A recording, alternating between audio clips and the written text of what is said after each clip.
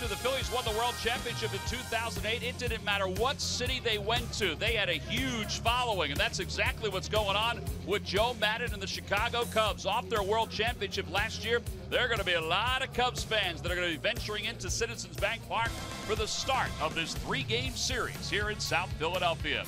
So the Cubs were struggling early on, and the rest of the division was kind of surprising. But now they have a three-game lead over the Milwaukee Brewers. The Cardinals are 4.5 back. The Pirates have tailed off somewhat, and they are 8 games back. But the Cubs looking to defend their crown in pretty good shape toward the end of August. Hi, everybody. I'm Tom McCarthy, along with John Kruk. You know what it's like when you make it to the World Series. For the Cubs, they won the World Championship, and it wasn't easy. There was a little bit of a hangover at the start of the year, but they seem to have cleaned things up a little bit. Yeah, they have, and you knew they were going to. They're too talented a team, too good pitching-wise, too good offensively, and you see how the records panned out. I mean, once the All-Star break was over in early part of July, I didn't think they were going to lose another game. They got off to such a torrid start. A so-so August, only 2 games over 500 so far in the month of August, but they are led by this young man at first base, Anthony Rizzo, a fellow cancer survivor, which we love about Anthony Rizzo, that he's back playing, but the power is unbelievable to all fields. There's a home run to right, there's a grand slam to left field, but I also love his 2-strike approach. He'll use the whole field. If he has to, he'll choke up. There's just that short, compact line drive to left field for a double. He does something that a lot of power hitters can't do, and that shorten the swing, choke up to put the ball in play, and that's why you see what numbers he has in his last 28 games. He is a complete hitter, and something that Jared Eichhoff is going to have to defend against if he wants to try to beat this team. Well, it's going to be interesting to see how the Cubs react as they get set for this weekend series. As we said, offensively, they're a little different team, but Rizzo certainly is nice. So tonight is game 1 of this 3-game series. Yeah, it's the nickname weekend. Ike's on the mound for the Phils. Guess who's on the mound for the Cubs? It's Q. Lineups at first pitch when we return. Phillies baseball is brought to you by Xfinity. Xfinity X1 will change the way you experience TV. By Toyota. Find your favorite model today. Toyota, let's go places. By Citizens Bank, official bank of the Phillies. Visit citizensbank.com. And by Independence Blue Cross. Live fearless. Learn more at ibx.com.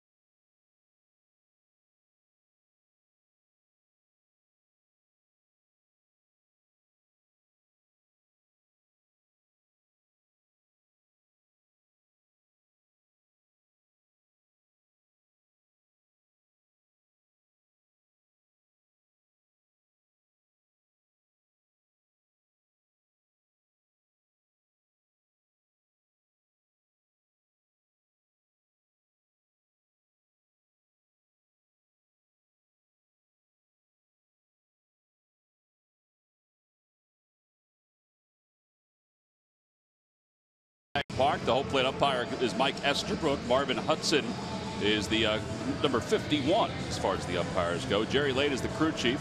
He's the big fellow who's in the background.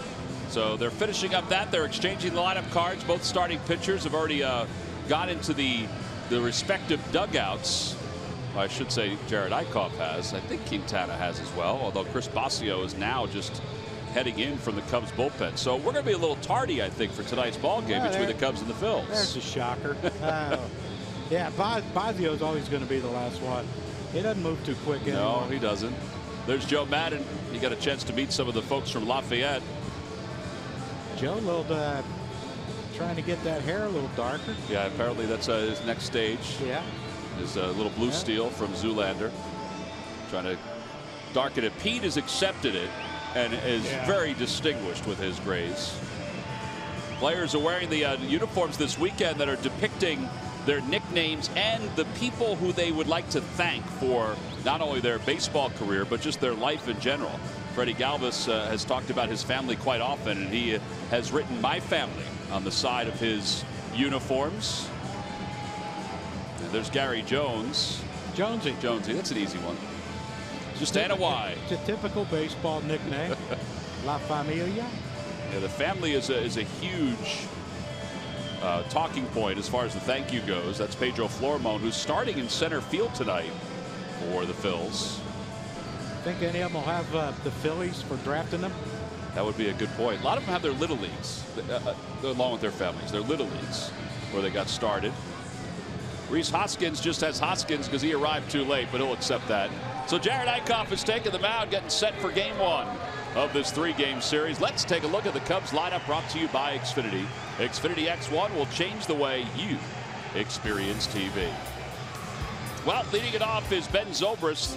Kyle Schwarber bats second. Chris Bryant, the reigning MVP, hits third. Then Rizzo. Happ is in center field. Avila is the catcher. Jason Hayward, the right fielder, bats seventh. Javier Baez will hit eighth. And batting ninth is Jose Quintana. And they will face right-hander Jared Eickhoff.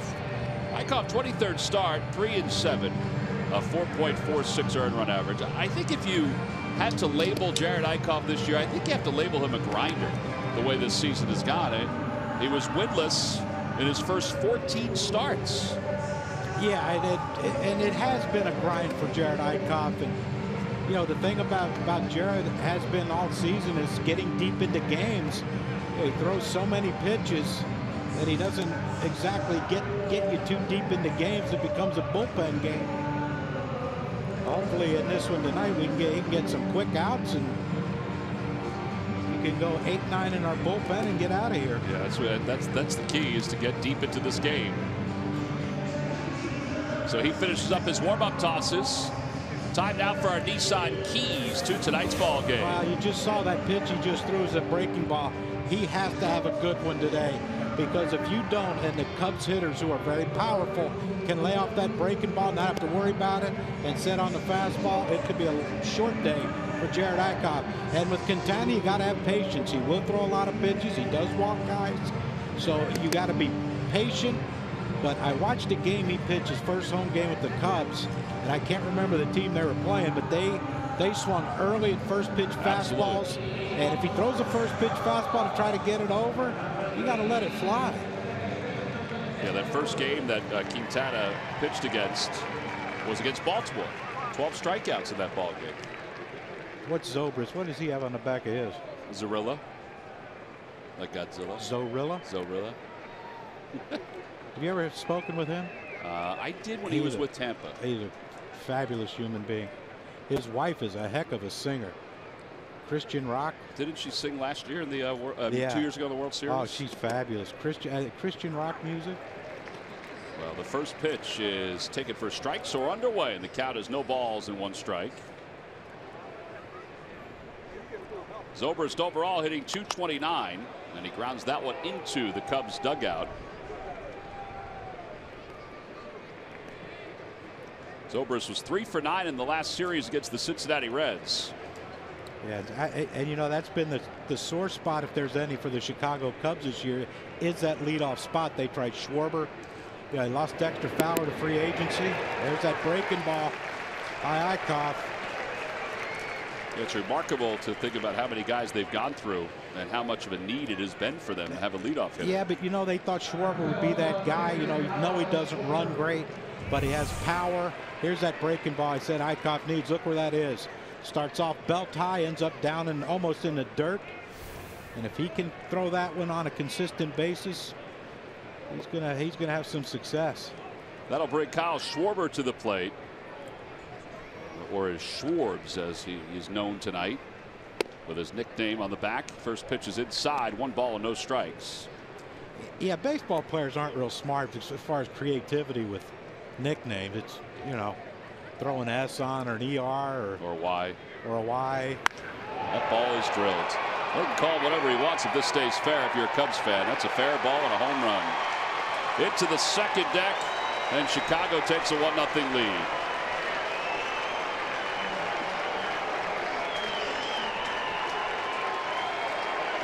You like that whole bottom section down here behind the Cubs dugout for Cubs fans. And boy, that's the thing. You throw him a fastball down, he is going to light you up. Well, he decided the first inning was showtime right there.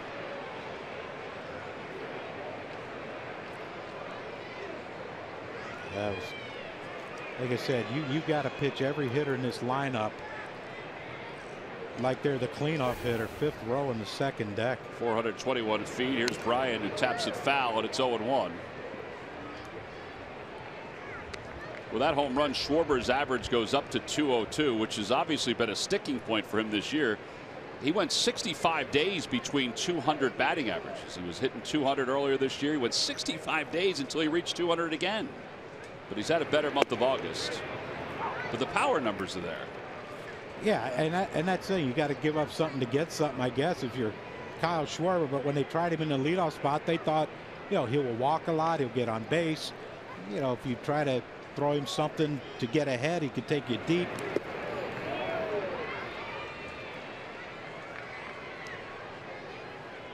Well, now 1-2 to Chris Bryant, hitting .287 with 23 home runs. What color are those hats that the Phillies have? They're sort of a like lighter red. Like a pale red like color? I think that's a good way to describe it. Both teams are wearing paler colored hats than what they would normally wear. A little lighter in tone. Eric Hinsky. I think people in Philadelphia know him well. Yes, they do. Hope that's not the trivia question tonight. Curveball waved at, 2 strikeouts for Eichhoff in the inning. And both on the curveball. So 2 outs, and Rizzo's coming up. And again, another great breaking ball. And these Cubs hitters will strike out. You see that starts again. It starts a little bit above belt high, breaks down below the knees, away.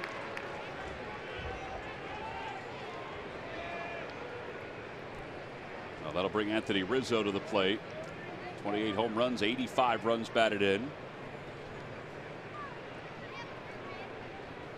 But he swings at the first pitch and fouls it into the Hall of Fame club.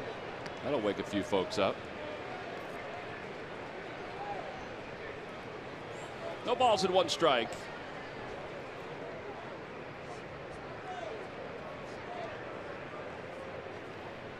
Curveball. 0-2, says Mike Estabrook.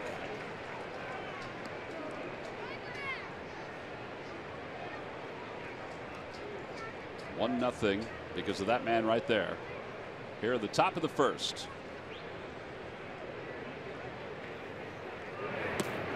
And a fastball through the 5-hole, and it's 1-2. Yeah, I think one thing you notice about Anthony Rizzo right now is he has backed off the plate. Remember last year he stood right on top of the plate and he got hit a lot. And I guess this is more preservation, like we need you in the lineup. And he pulls that one over the head of Cesar into right field. You know what, John, you're right. I didn't even notice it the last time we saw the Cubs, that he is farther away. Yeah, I read an article where they said, you know, he got hit so many times last year that, you know, they had to get him back off the plate.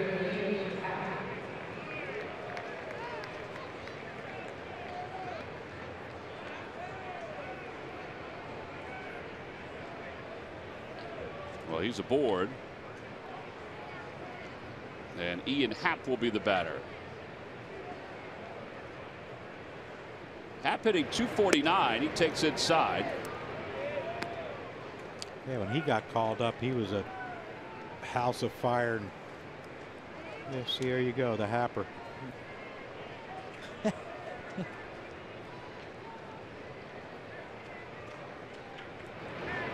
Outside, 2-0. You know, if they put more time into the nicknames as they do with all the different handshakes for every player, maybe they could get a little more creative.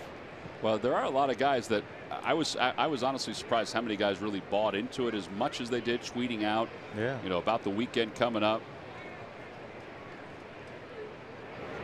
Swing and a miss. I think the best one I've seen, and it was on social media, but I think it was Seth Lugo. Apparently he is 1/4 Puerto Rican, and his name on his back is going to be Puerto Rican. I wonder how many they had to censor. No. 93 Phillies, 24. Bit high, 3-1. Izzy'd be kind of. Have to censor that one. No, no. The voice of reason. I mean, Lenny would have been easy, dude. Nails. He probably went with dude. We talked about this. Would you go with Crucky, Crucker, Jake? But that's the thing. We had probably Jake, but we had like that one, dude. We didn't add the S's and the ERs and the Y, except for Izzy. Dave Hollins, of course. Rizzo takes his step back to the bag. What we called him Head. He'd have been Head. And oh, see, I thought it would be Headley. Mitch Williams would have been probably Pooh. Who else we have? Mitchie Pooh. Inky. A high fly ball, shallow right center field. Cesar is there. Williams is coming in, but Cesar makes the catch, and the inning is over. But the Cubs take the lead on a home run by Kyle Schwarber. Schwartz, as they like to be called. It's 1-0 Chicago.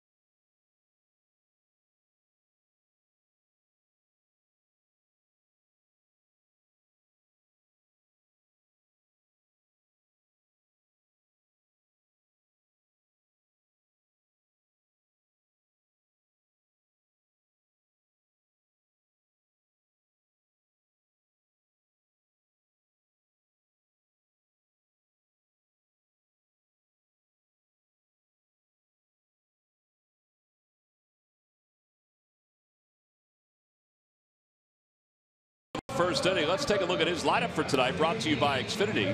Xfinity X1 will change the way you experience TV. Well, a couple of changes. Nick Williams is still hitting third, but he's playing right field. Pedro Florimon is making the start in center field, and he will hit seventh tonight. Jorge Alfaro bats eighth and Eichhoff ninth. And they will face the left-hander Jose Quintana, who is 4-2 with the Cubs, an ERA of 3.73. This will be his eighth start. We mentioned it in the top of the first inning. He struck out 12 at his first outing over 7 innings. Jim DeShays, who does the TV for the Cubs, said that was the best curveball he's had since he came over. He hasn't had the same crisp curveball, but he's been a good pickup for them. Oh, absolutely. A great arm. Has an idea how to pitch, but, you know, that breaking ball especially, they'll bounce it, and that's with the pitch I said for keys to the game. You got to be patient and make him throw strikes, because if you're chasing, he'll stay out of the zone until you figure out that we need to take it. And then he'll bring him back in the strike zone. Well, he crossed over from the White Sox to the Cubs, and you see what he's done in his last 13 starts. That's why the Cubs are excited to have him. He's obviously pitched well for them, and they hope it carries over to September, particularly with Lester on the disabled list, which they think he's going to be fine. Cesar Hernandez leads it off. Cesar hitting .286 on the year, and he takes outside. Check out Cesar's bat. I don't know what that means. Cecita. What's that mean? Little Caesar. Little Caesar, because his dad is Big Caesar. There you go. Players are allowed to use different bats for this game and for this weekend. And Cesar's bat symbolizes his home country of Venezuela. The Venezuelan colors. Yellow, blue, and red. That's a neat looking bat. Yeah, looking around the clubhouse, a lot of different guys had different bats that they were using.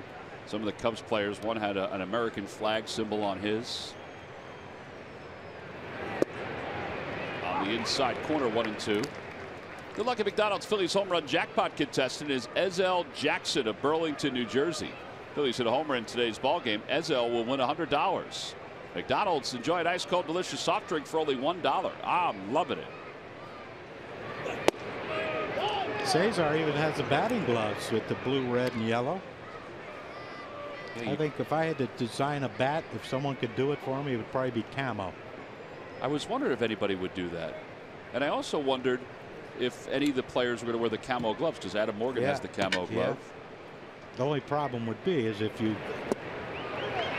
There's that breaking ball by Quintana. The only problem would be if you got a base hit and you put it in the grass. How would the bat boy find it? Be lost. You have to put a little beeper on it. There it is right there. Hard slider. 88-mile-an-hour slider by Quintana. Like I said, that's the one that the righties have to lay off of because it's rarely a strike.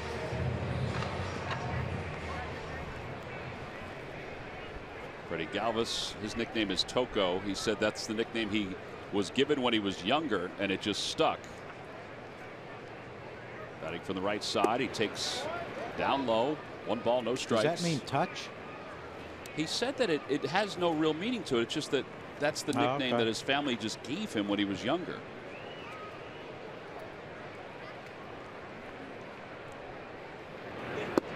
At the knees, 1 ball and 1 strike.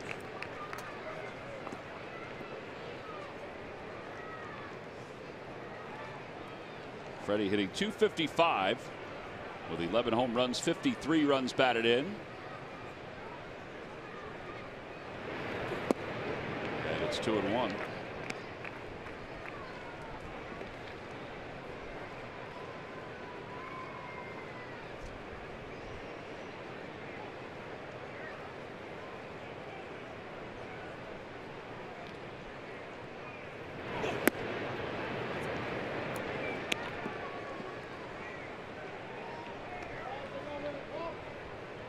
Schilling would have been the big shill.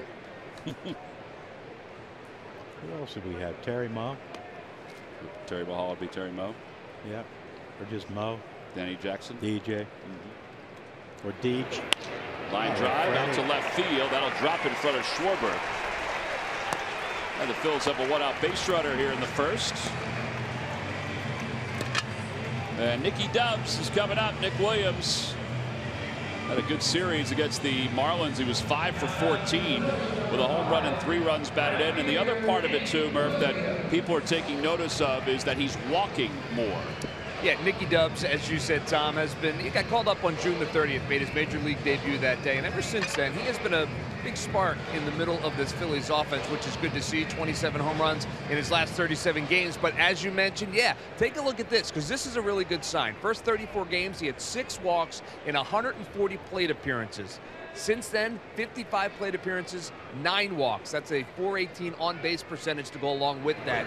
in the middle of that lineup. Not only is he getting his base hits, but he is also taking his walks. I had a conversation with Matt Stairs about that. He said one thing they're concentrating on is he's trying to look for his pitch before it gets to 2 strikes, concentrating on his strengths before 2 strikes and then adjusting after that. He said Nick's taken to it well, and that's the reason for the walks late in, since he's been called up in the last 55. Yeah, walk percentage is a big statistic when you think about sabermetrics.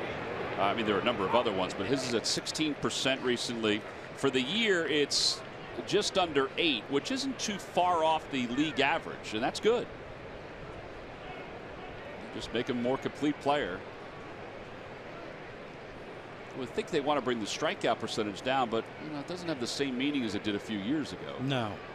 Runner goes, pitch is swung on and missed. Throw to second base is not in time. What a slide by Freddie Galvis. He got himself as flat as a pancake to avoid that tag.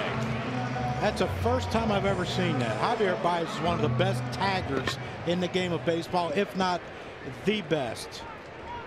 And he tried to catch and sweep tag, and he looked right in the dugout and gave it the don't even check it. He knew he missed him. That is a great slide. It's a great slide. Look how low he gets. And they have to be aware of how good Baez is at the tag. Most guys would just catch that and move on. He tried to create an out that way to Javier Baez, but he gave it, the first thing he did was he gave it the don't even check it. Well, Nick Williams is down on strikes on that pitch. But it was a good pitch. I think Freddie might be able to peek in there because that was a 0-2 breaking ball. And Rhys Hoskins is coming up. 283 with 8 home runs here in the big leagues. And he takes a fastball in 1-0. Had a nice series against the Marlins. 6 for 15 with 4 runs scored.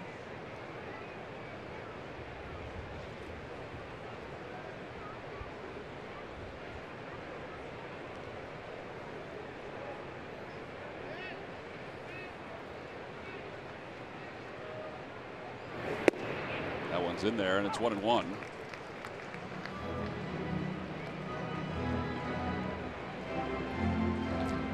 His mom written on his sleeve. Yeah, his mom passed away when he was younger, and it's awesome. Some great stories, about his dad and how his dad helped bring the family along after his mom passed, and just the influence his mom had on him. That's a great thing he's doing, was remembering her. And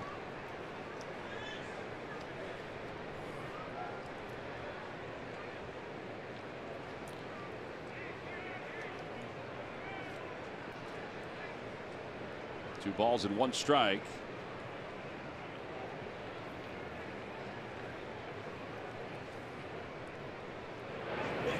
In the air to left field. Are you kidding? That is a towering shot. Well, everybody from mom to dad, the entire family will be proud of that young man. A 2-run home run, his 9th of the year, and he's given the Phils a 2-1 lead. He is absolutely amazing. It is a pretty incredible start to a big league career. Some might say a fairy tale beginning. Well, let's hope this fairy tale continues to grow. Ezell Jackson of Burlington, you just won $100 thanks to Rhys Hoskins in the McDonald's home run jackpot. Quintana tried to sneak a fastball by him, but like trying to sneak a piece of cheese by a rat right now. The way Hoskins is swinging, a little kid. That is beautiful. That little man celebrating with the rest of these Phillies fans. Tommy Joseph now the batter, and he takes low 1-0. 403 feet is the estimated distance. I mean, some of these have been long too, and he keeps adding to this major league record of home runs and RBIs in X amount of games. We're looking at 16 games now, and it's 2-0. And what round did he get drafted in? If it wasn't the first, man, not the first. There should be some people getting fired. Well, there's a great story today about his draft status. He was picked in the 5th round out of Sacramento State. Tapper left side. And Ryan throws out Tommy Joseph. Side is retired, but the Phillies, they get a little thunder early. And this has been the case ever since his 0 for 12 ended. The hitting hasn't ended. Rhys Hoskins, a 2-run home run, has given the Phils a 2-1 lead as we go to the second inning here in Philadelphia.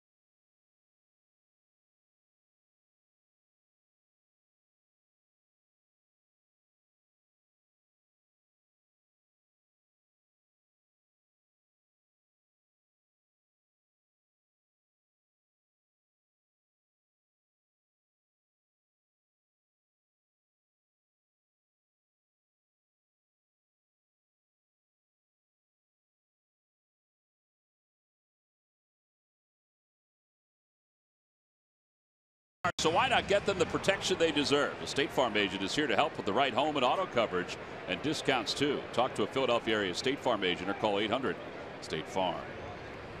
Rhys Hoskins' 2-run home run has given the Phils a 2-1 lead. By the way, the story I was talking about where he was drafted in the 5th round, Matt Gelb wrote today. It's on Philly.com if you want to take a look at it. And it talks about the scout that first saw Rhys Hoskins, Joey Davis, who covered that area of Northern California. How Rhys's name was the highest ranked name left in the 5th round.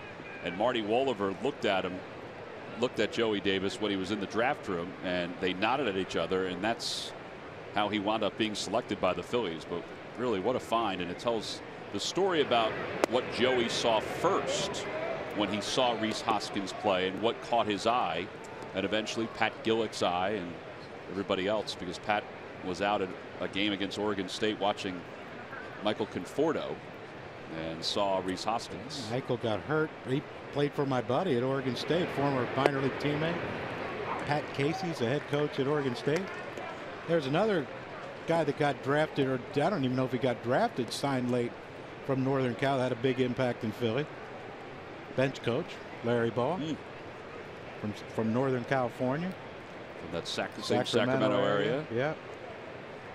Did Larry even get drafted? I think they. Who was it that signed him?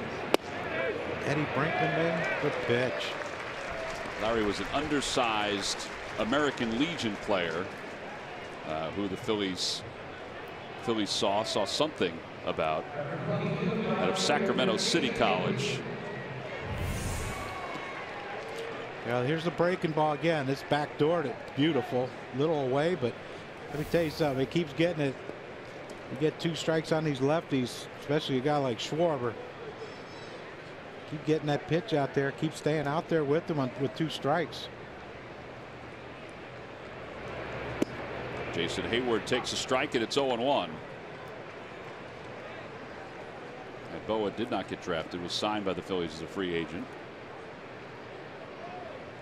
Larry's got a special name on his sleeve tonight. That ball is in the kitchen of Hayward. Maikel Franco is under it in foul territory. Makes the catch. Who's Larry got? Larry has Billy DeMars. Let's take a look at our State Farm combo. State Farm here to help life go right. It's Chris Bryant and Javier Baez. Bryant 377 average, Baez 395 average against the Phillies. State Farm here to help life go right. Billy DeMars was a major league coach for 19 years.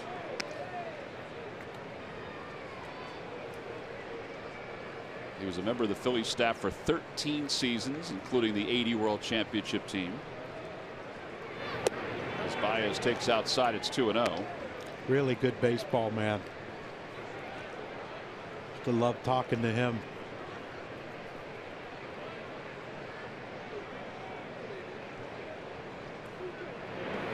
Outside 3-0. Oh, 2 outs. Don't be surprised with the pitcher up next. Joe Maddon don't turn Baez loose. Yeah, he's not your prototypical number 8 hitter. No, you just can't lay something in there. It's like they're going slider, huh? On the outside corner they do. It's 3-1.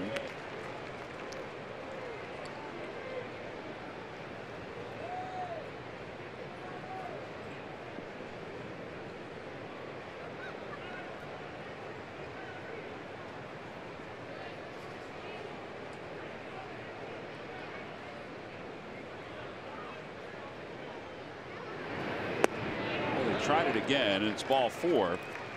So first walk issued by Eichhoff, and it brings Quintana to the plate, who was 1 for 10 with the Cubs. Watch every out-of-market regular season game for the rest of the season in your office or on the go with MLB.tv. It's your subscription that includes At-Bat Premium, allowing you to watch live baseball on over 400 mobile and connected devices. They're celebrating their 15th year this year. Quintana takes low, 1-0. Remember the first game I saw Quintana with their second game with the Cubs in Wrigley. Happened to be watching the game, and that elbow guard that he had it on upside down. So he's new to this whole hitting thing. That's great.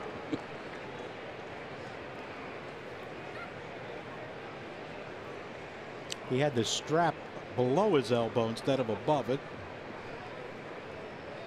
Sometimes these things are a work in progress, John. Yeah. 2-1.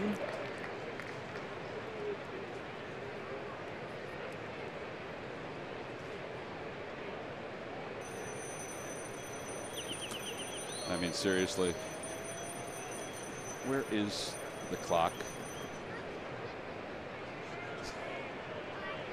The clock, which we're giving out on Sunday, just keeps going off at different times. Yeah, this is not good here. 3 balls and 1 strike.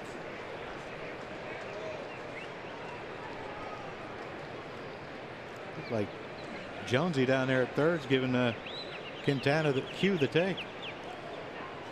Putting the 1 up. Yeah.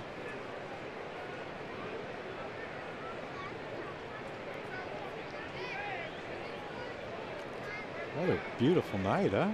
Very comfortable. Ball was flying out during BP, as we've seen already tonight in the first couple innings.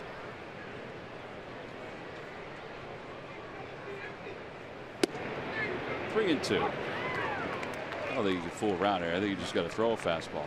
If he hits it, he hits it.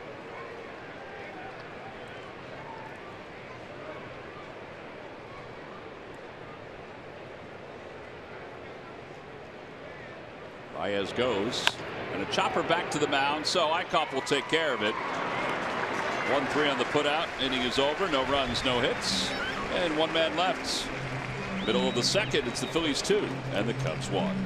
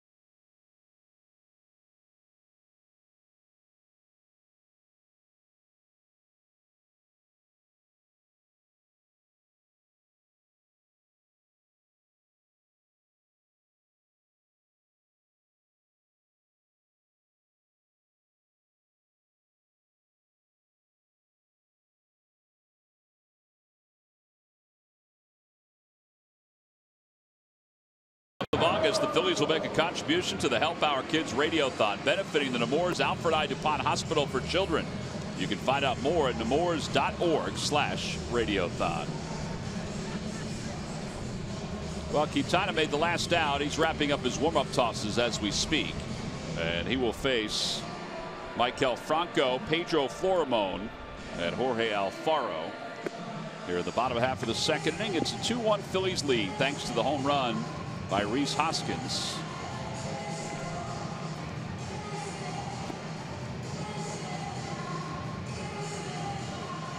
Time now for our Geico quote of the day. It's Joe Madden talking about the Players Weekend. Anything that attracts youngsters to our game, I'm all about that. I don't know to what extent nicknames on jerseys does that, but I do like it. Pete echoed the same thing today. He said, you know, a lot of it's obviously about marketing. He said, but I'm all for whatever Major League Baseball wants to do. Pete has managed and played in so many different countries that having a different uniform or a nickname or a patch is no big deal. He said some of the places he's been, it's on the uniform all the time. He said it's on the middle of the field sometimes. Oh, yeah, I played winter ball, and we looked like a NASCAR team. We had patches all up our sleeve, on our back, our shirts. We didn't have names on our shirts, but we had a sponsor on the back where the name goes. I believe it was Bank Calmer or something like that. Bank Calmer. He was talking about a beer company that was in the middle of the field in Australia. Franco, it's a laser pass by as it's short. Now I know I'm going to probably mess up some of the Spanish nicknames, but Franco has Compa F on the back of his, which means friend, and then his last initial. I don't know what that means. El Majo. El Lago. But the Compa F, he has Compa F. Luis has it as well with his initial. Hector Neris has it as well with his initial for his last name. And they all did it together because they're all very close with each other's families. Franco is the godfather of Neris's child. So that's where some of the meetings have come. Trying to figure a teammate I'd want to be the godparents of one of my children. Well, Franco has experience. Nah, one of my teammates when I played. No.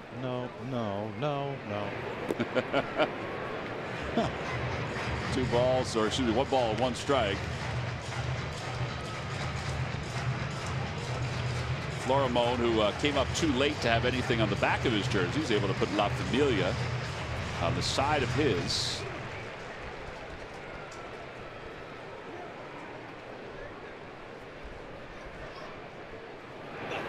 Shows bunt, takes low.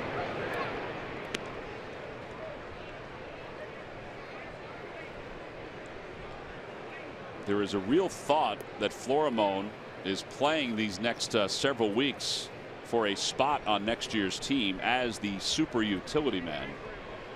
You know, even more of an extreme than what Whitey does, Andres Blanco, but because he could play the outfield a little more often than Blanco can. And that's why he's in center field tonight.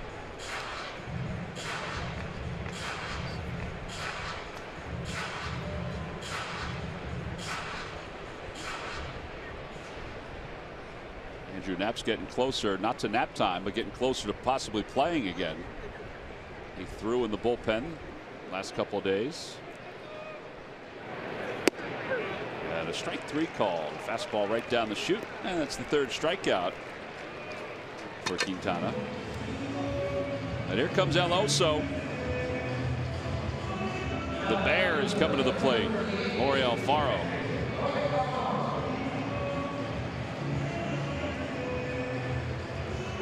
Is it Evan Gattis that's El Oso Blanco? Yeah, is that what it is? The white bear. Yeah. Tell you what, you better put on a show this weekend if you're going to call yourself the Bear. Some other teams like, wow, really? Well, he's hit it 9 straight. Alfaro has this year, 10 straight, counting last year. Has he hit a home run yet? Yes. Not this year, right? Yeah, it's the one this year on the road. That wasn't there. I got a feeling he's going to hit one this series. Hopefully right now.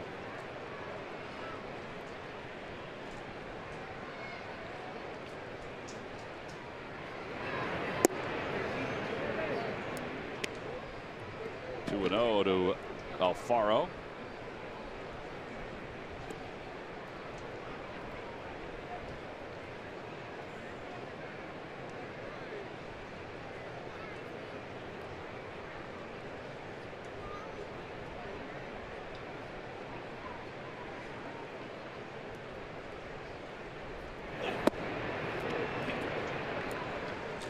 You know, Alex Avila had struggled with concussions and throughout his career.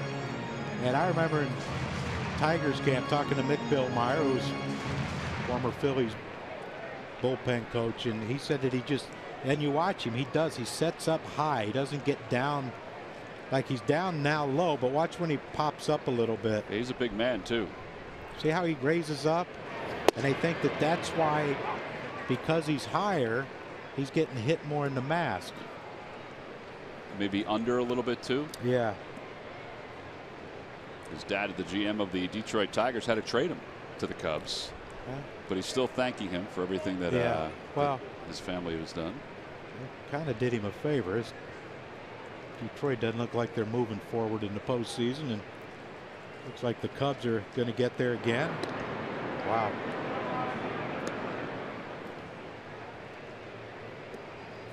See Franco take a couple steps towards second. Almost looked like his feet got caught too.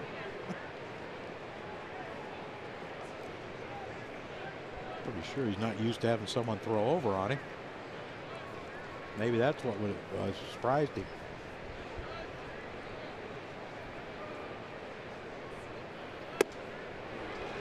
'93 really snuck up on Alfaro. Yeah, he slide stepped him and it got to him a little quicker.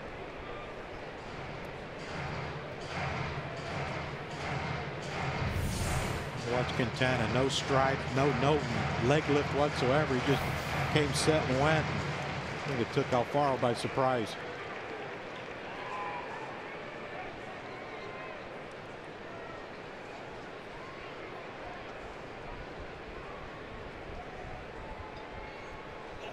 Inside, ball 4. So that puts runners on first and second for Jared Eichhoff. Well, this Sunday, you heard the alarm before. All kids 14 and under will receive the ShopRite back to school alarm clock. Go to Phillies.com to order your tickets. For the Phils and the Cubs, they wrap up this 3-game series. Jared Eichhoff hitting .138. And here's where Anthony Rizzo is another weapon that he has. He loves to throw. Look how close he is to Jared Eichhoff. I mean, he is, what, 30 feet, 20, 30 feet? Yeah, he and Brian are creeping in, but nobody's as close as Rizzo. Rizzo plays that position like Don Mattingly and Keith Hernandez used to play it. Well, and you know what it is? They're not worried about getting the runner at second because Alfaro can get as much as he wants. He's trying to get the guy third. Yeah, not a quick runner off second base in Franco. Now, if you can hit anything hard towards him, you'd have a chance. And a looper out toward right field, and that's going to, it caught by Hayward and then dropped, and everybody will be safe. Hayward, if he didn't deke, he may have been able to catch that ball because it slowed him up a little bit. Looked like it did. Looked like he's hurt too. You know, he's had some thumb issues this year. Yeah, I think that ball, he's not used that ball in this ballpark the way it's been carrying. Because he put his hands up like, I'm going to deke you because I know it's going to bounce in front of me. He kept running. He's like, shoot, I can catch this thing. And he almost did. See right there, just got him on the end of the glove, and once his glove dragged on the ground, it knocked it loose. If there was no outs, if he caught that, that's a triple play. It's a good point.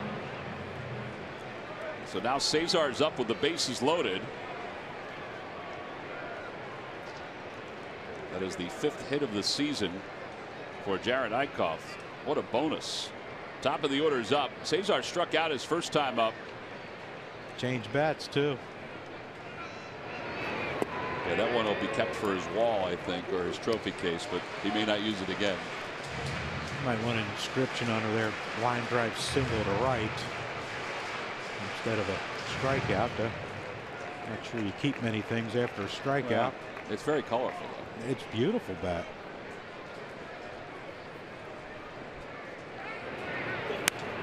Fouls it away, jumped at that. It's 1 ball and 1 strike.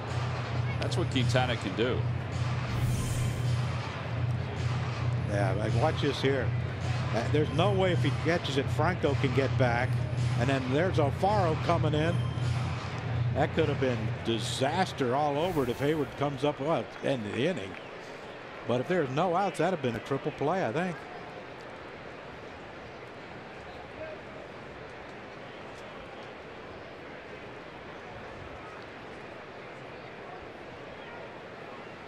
And now Quintana needs to chat. Avila heading out.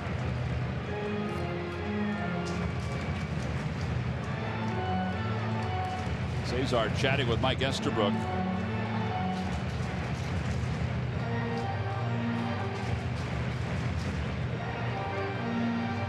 Phillies since the 13th of August have hit 22 home runs and have 46 extra base hits.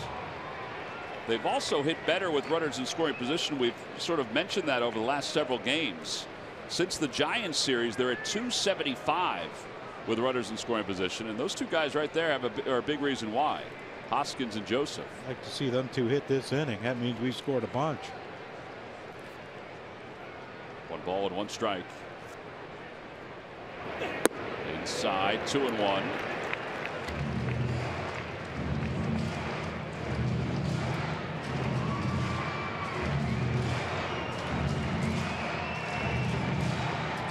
One thing, we're making him throw pitches. He's up to 38 with 1 out here in the second. And that's why I said, not that he's going to walk guys, but he does throw a lot of pitches. He try to get you to chase. He'll miss out of the zone. Out toward left center field. On the run is Happ. He's not going to get it. It's going to go all the way to the wall. And this should clear the bases. Cesar's on his way to third. The throw comes to the plate. A 3-run triple. It's 5-1 Phils.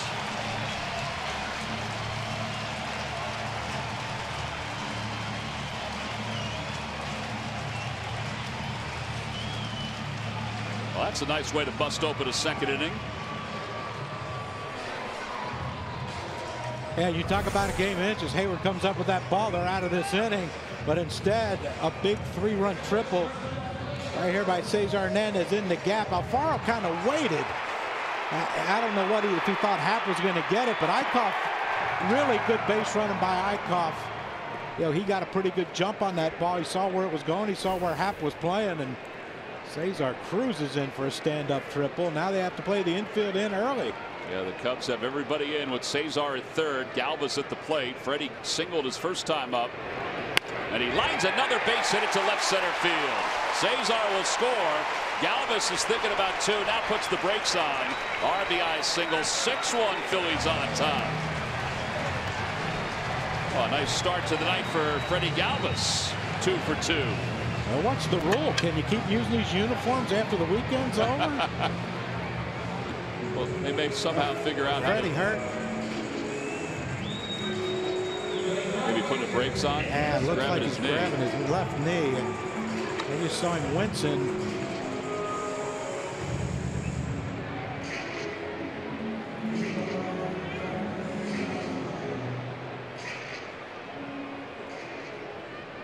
Maybe that's that old ploy, like, oh, maybe they think my knee hurts and I'm going to steal me another bag. Nick Williams struck out his first time up, and he fouls the first pitch away.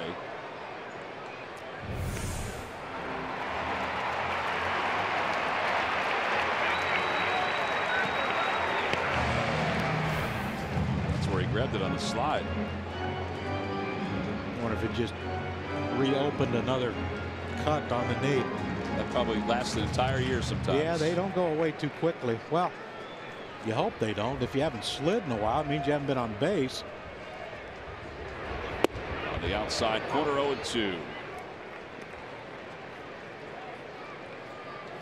I think that's been one of the brighter spots, despite the record, because the win-loss records hasn't been, above 500. But, since that Giants series, the amount of success with runners in scoring position has been huge.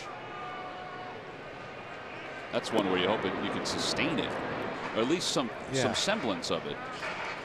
I just think, Cesar being back, and he's been back for a while, but that leadoff spot's so important.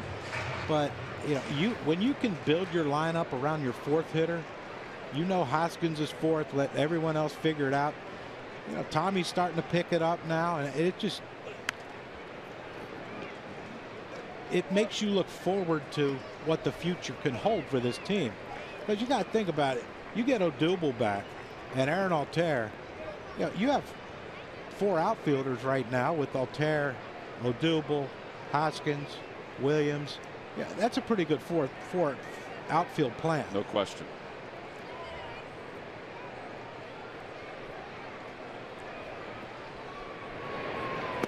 Breaking ball, and it's 1-2. Williams lays off. Hey, Freddie's still limping over there, so this wasn't I'm going to fool you and try to steal a base. He's had issues like that before, not the knee, but with his hammy where it tightens up and he's able to work through it throughout the game.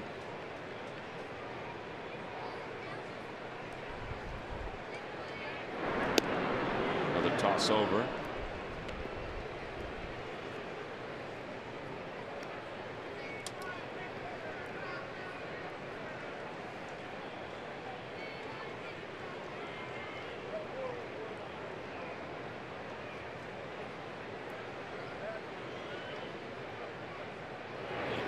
Check swing, and it's 2-2.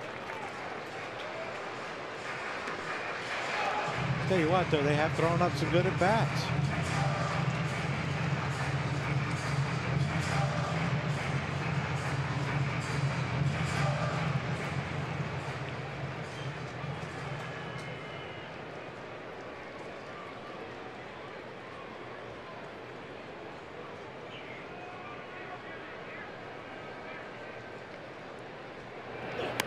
Fights off another one. All these inside pitches he's fighting off over toward the Cubs dugout. Nicky Dubs. Nicky Dubs. When Nick was talking about the nickname, he said that he picked it up in the minor leagues, which happens with a lot of the guys. So not everybody calls him that, but enough guys call him that. That would have hit him. If he didn't hit it, that would have hit him somewhere. If he just turned his front shoulder in a little bit, he's on base.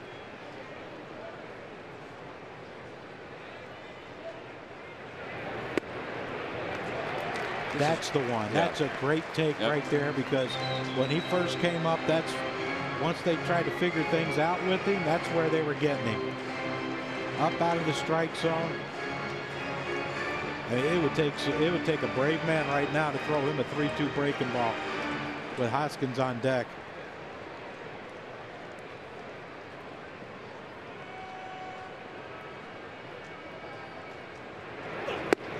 Threw him a fastball and challenged him and got him.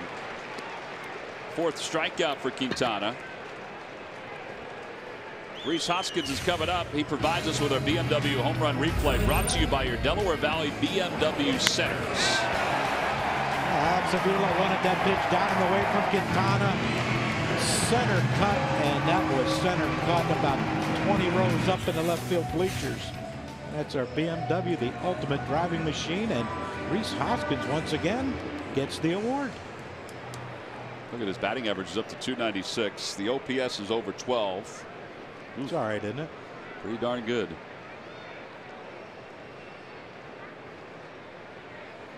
Takes a fastball and it's 0-1. Here's where you got to lay on the throttle with these. This team is too powerful offensively,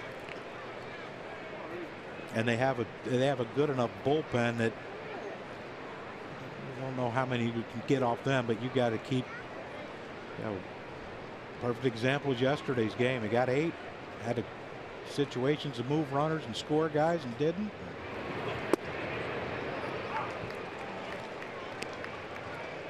Drops a breaking ball and it's 0-2. You saw that note that popped up. The first player to have 9 home runs, at least 9 home runs, and at least 21 RBIs in his first 16 games in the history of Major League Baseball.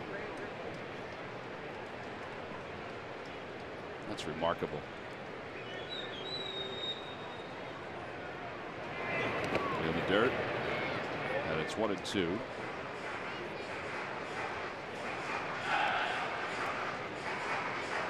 Now, Alex Avila, the catcher, goes by Avila. The father is Avila, right? The father goes by Avila? Isn't it the other way around? I don't know. We have to find out, though. I don't want to call him Alex Avila all night. I was talking to Len Casper, who does the Cubs TV, and he's been trying to get it right. He said that Alex doesn't care which one you go with anymore. He said he's tried to get people to say it the right way because his dad does say it different, which is interesting. 2-2. But Len had told me that it was Avila. Avila. Yeah, and the father goes by Avila. Yeah. So he's Avila. Yeah. Well, I've been calling him Avila for all these years. I think everybody has. I think I even did one year one way. We just call him Alex.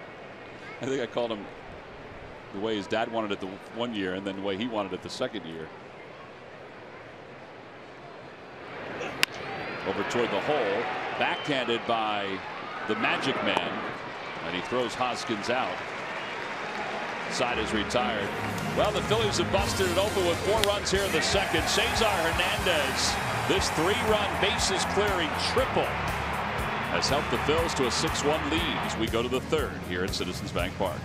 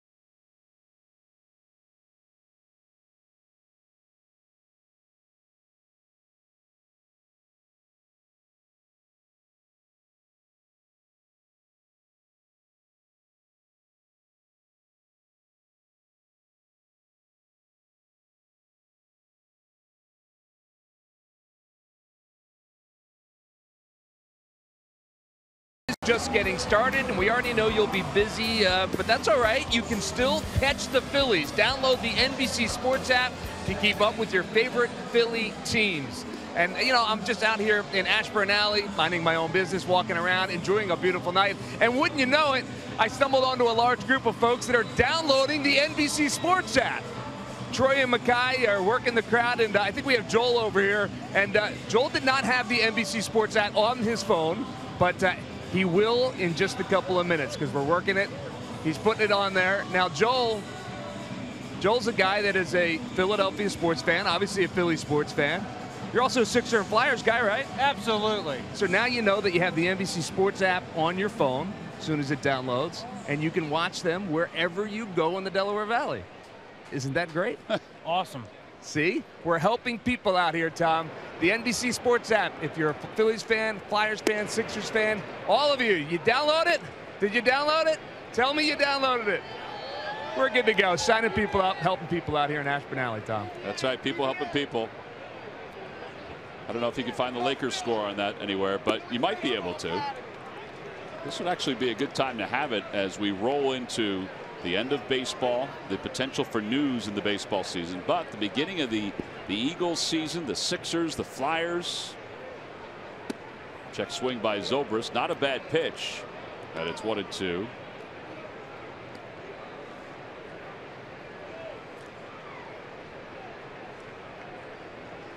Zobrist struck out swinging his first time up on that breaking ball.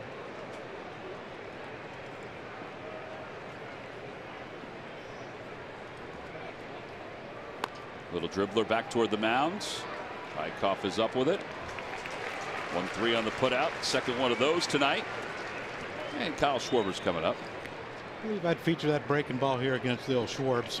You don't want to throw a little two-seam runner, four-seamer on the inside part? I think that it didn't end well the first time. This has been a tough year for Schwarber. We said batting average-wise, but hitting over 240 over the last month or so. Is that good? Well, for him, considering he was down at 162 at one point. There's that breaking ball. And was sent down to AAA for 4 games. Then had to be called back up because of an injury.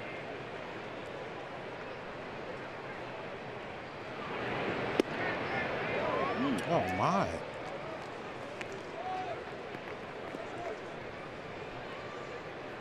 think that had to be a strike. Because I think if Schwarber had it over again, he might swing at it. I think he should have swung at that one. We might be grateful he didn't.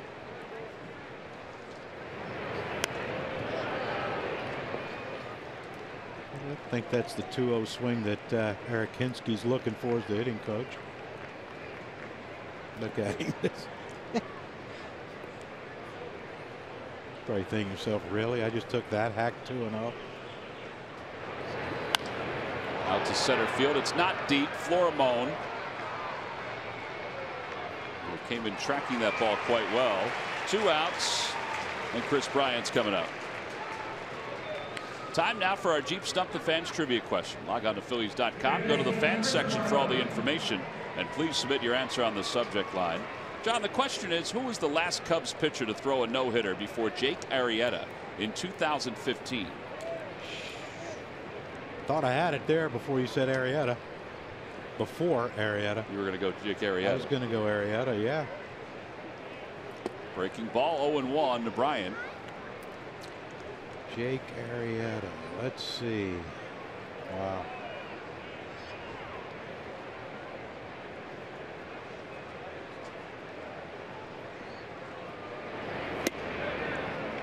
He jumped at that slider, and it's 0-2. He's got some interesting looking shoes working. Yeah, that's the other part of it. Yeah, the other part of it is that players can wear whatever they want shoe-wise. It doesn't have to match the uniform colors. Check those babies out. I don't think.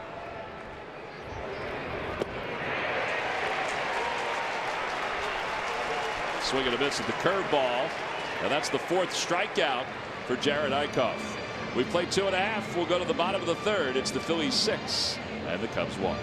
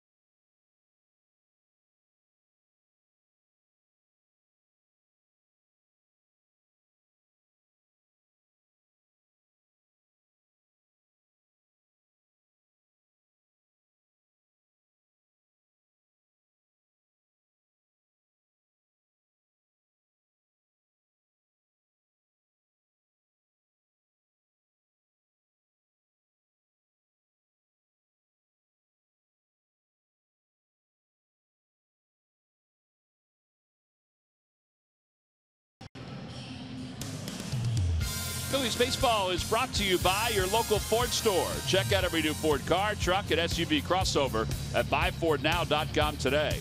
And by McDonald's. An ice cold delicious soft drink is only $1. I'm loving it. Bottom of the 3rd. Well, back to Chris Bryant's spikes. He'll wear a different set of spikes for the next 3 days.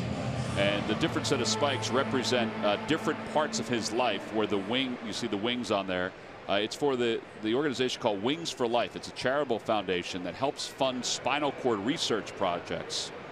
Chris Bryant became friendly with a young man by the name of Corey Hahn, who was an All-American high school football player who was paralyzed back in 2011 while playing baseball at Arizona State.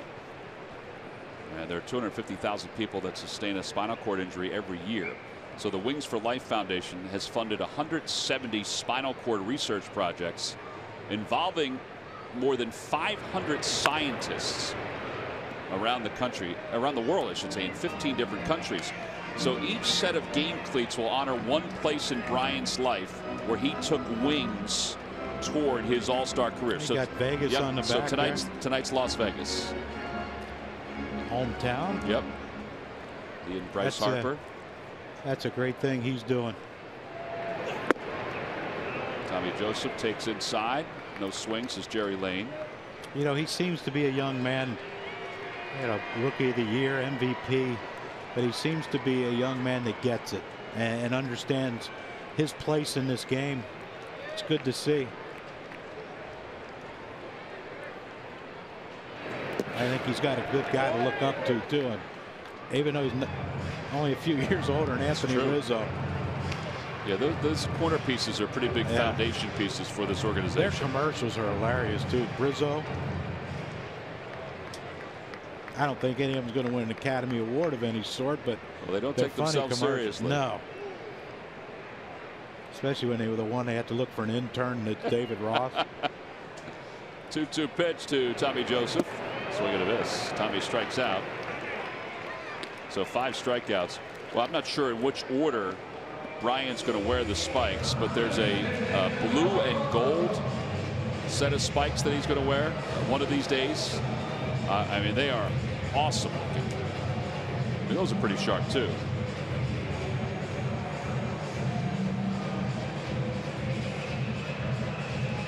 Here's Maikel Franco.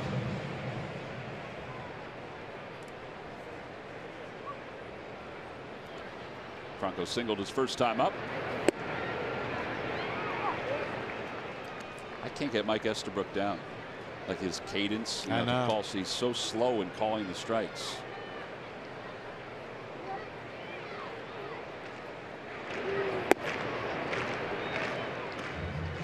Who was the one that was real slow? Tim McClellan. Yeah, Tim McClellan. If he stood up, then it was a strike because he was down on one knee and he was so tall. I used to ask catchers, I said, did you know before he signaled what it was? And he said, they said, oh yeah, he would say it. Yeah. And then he'd get up and signal it. There's none finer than Dutch Rennert, though. Oh. You would hear him down the hallway. Thing is, out toward right center field. Hayward's going back. That ball carried pretty well too to the track. Well, there are 2 outs. Phillies are offering a fall ballpark pass for the last month of the season. 15 games for just $50. Gives you access to every Phillies regular season home game. All tickets are delivered digitally. Go to Phillies.com for more information.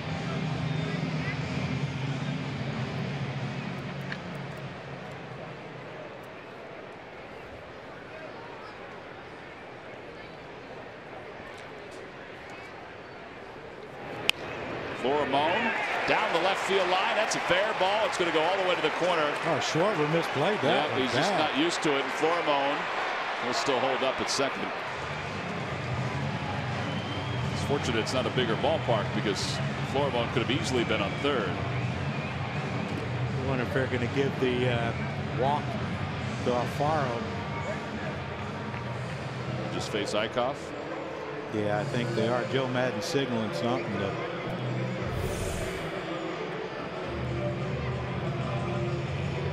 Yeah, watch Schwarber. He just runs. He thinks it's going to hit that little jut out and come out in toward the field, and it doesn't. Gets past. That ball was hit harder. Alfaro's getting the walk, but if that ball was hit harder, that could have been an inside the park homer because it would have rolled around that fence.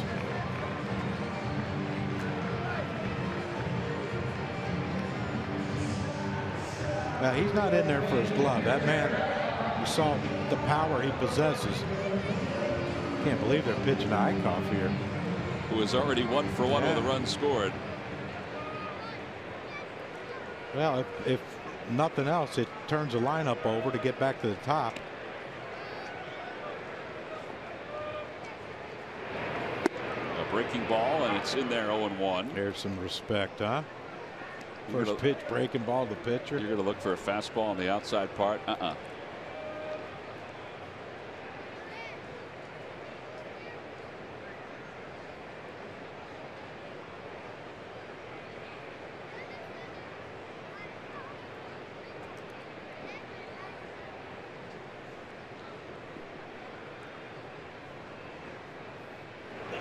Broken back ground ball.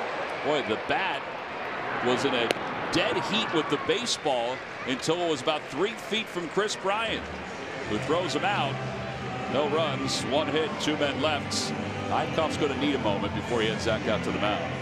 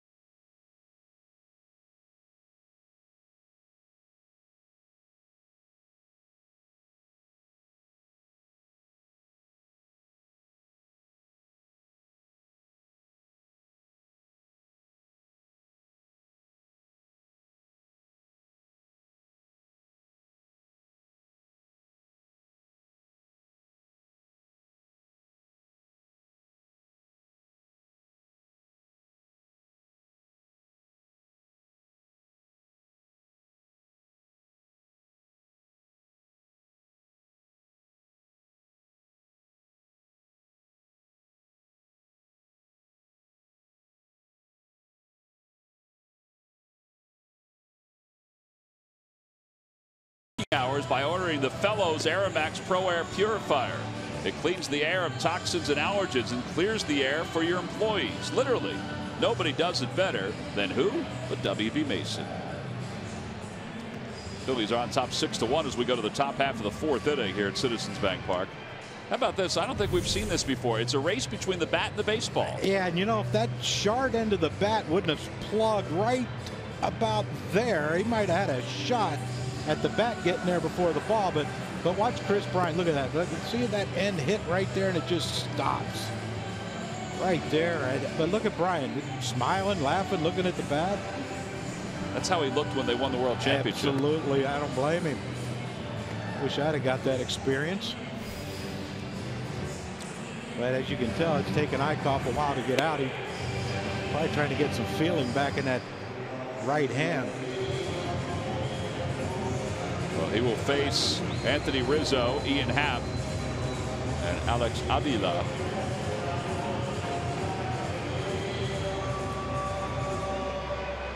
Phillies at 6 runs on 7 hits. The Cubs 1 run on 2 hits.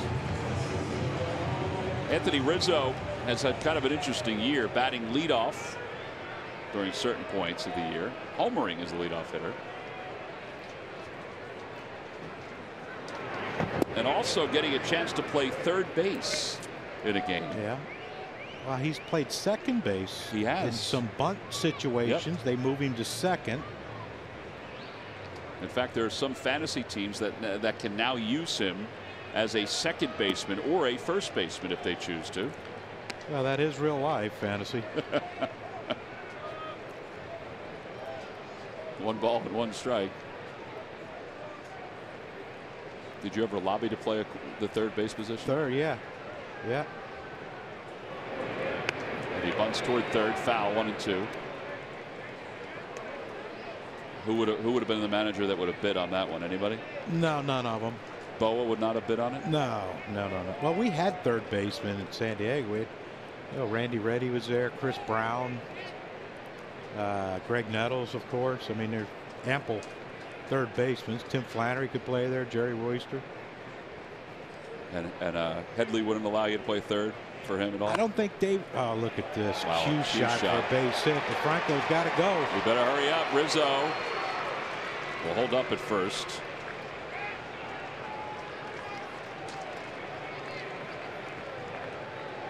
Single down the left field line.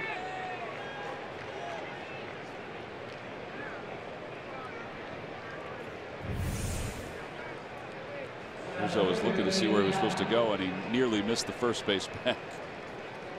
Tell you what, that must be a tricky turn around first. We've seen a lot of guys do weird things around there this year.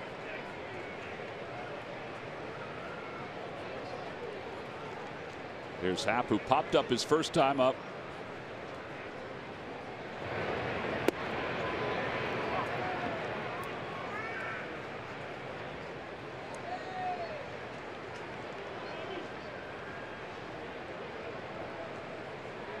Happ is out of the University of Cincinnati. First round pick in 2015 for the Cubs. Not too shabby to get your first round pickup in less than 2 years from the time you drafted him. Just 22 years old. Yeah, and I think we talked about his first at bat, but he got off to a great start. And then, you know, this is why you can't. I have no doubt he's going to be a good player, but you know, when you start talking about a guy come up for 2 or 3 weeks and he's hot, and all of a sudden you think, well, we can trade this guy, we can trade this guy. We get, yeah, hold on there, you know, just back it off a hair. Yeah, he had 11 home runs and 32 RBIs in his first 36 starts. That's some production. Yeah, it ain't Reese Hoskins production, it is but not. It's production.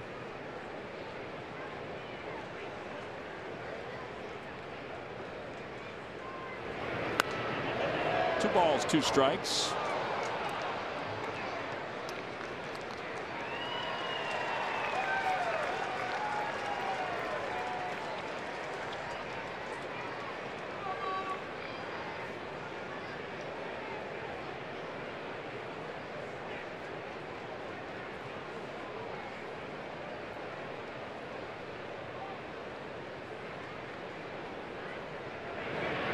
Curveball.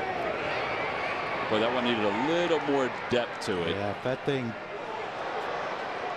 had a little more bite on it.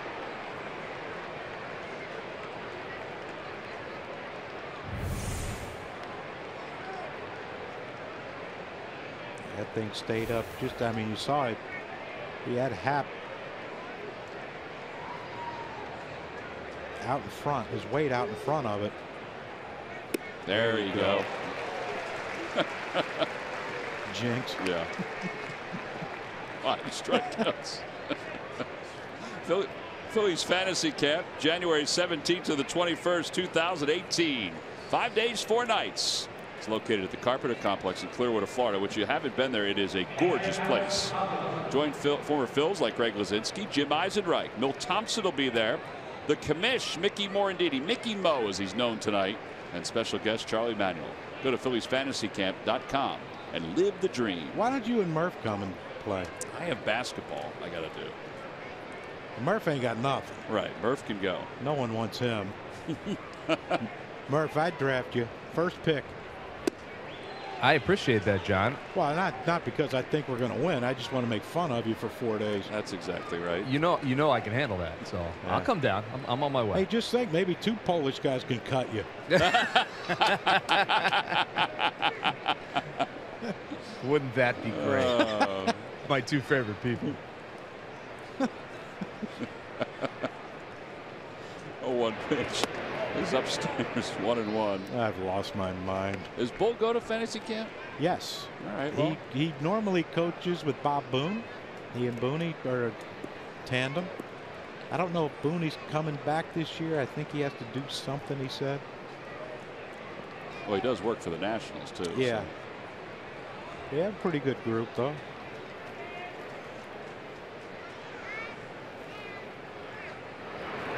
There's a line drive base hit to right field.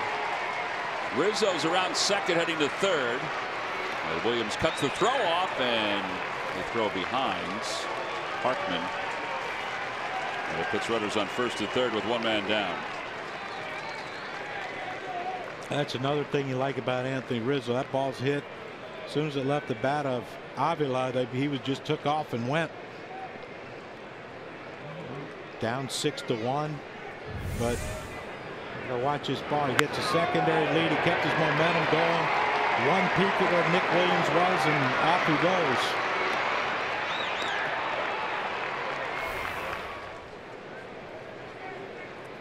So he's got to catch his breath a little bit. Yeah, he does. A little winded, you know.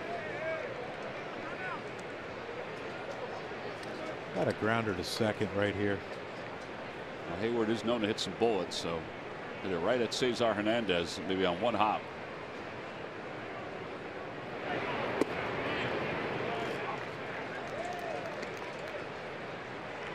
Well, the book on Hayward is got to get him hard in. He jammed him. Eichhoff jammed him the first time. He popped up the front, go foul. Out towards shallow center field, actually behind second base. Galvis is there to make the catch. That didn't even make it to shallow center field. No, and that's, you know, Hayward gets pitched inside so much that sometimes he kind of tries to cheat in a little bit, and you throw something away, he'll reach for it and hit it off the end of the bat. Good pitch though by Eichhoff. Now here where, you know, you pick your poison. You try to make Javi Baez get himself out, which he can do. Got to be smart about it though. Yeah, I mean, even though it's 6-1, but like I said, you got to keep grinding on these guys because they're not done. They have the third most home runs since the All-Star break. They have 63. Ironically, Baltimore has the highest home run total. They're at 67.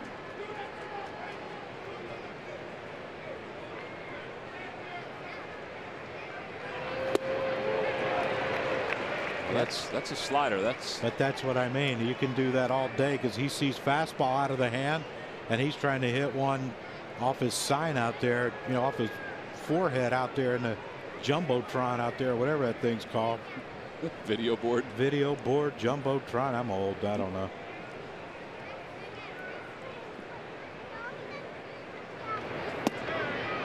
Oh man.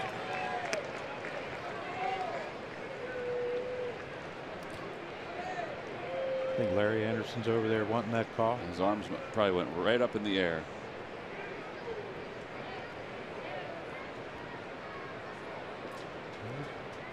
Slider him again, I guess. See if he'll chase. They do a curveball. Slow curve. Yeah, and that's the only thing that got Baez right there was the change of speed, because that was an elevated breaking ball. But look at Baez. He's coiled and ready for something harder. I think you can go breaking ball away or slider away. I think I'd go slider away. Well, they want the curveball.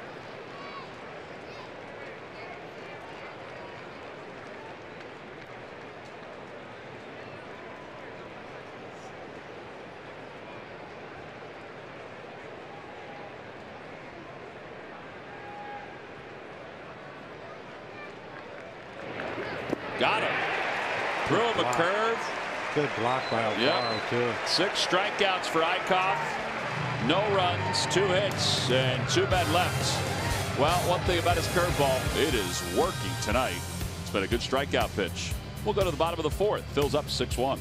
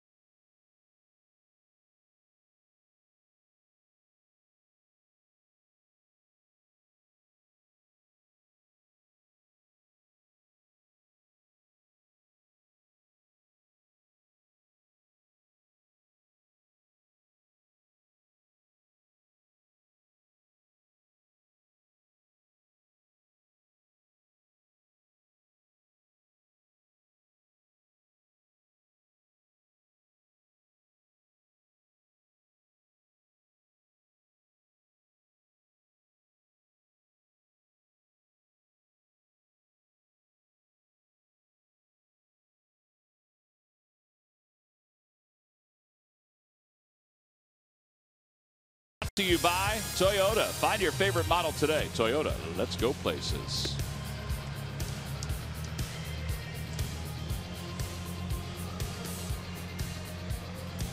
Well, there's Torito. All he could do is pick on Ty Kelly in the dugout right now. He's eligible to come off the disabled list tomorrow. Pete said he wasn't sure. He didn't think it was going to happen tomorrow. He's getting better. I talked to Odubel today, and he said that he feels better today and each day that he goes through workouts.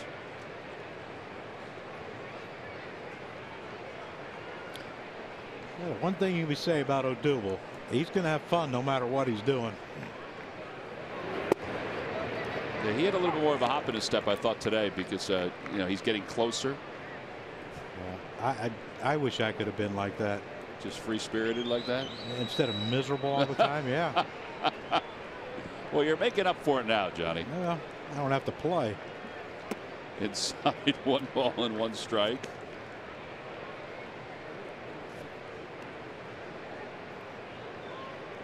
Cesar with his triple, his last time up, his 6th triple of the year.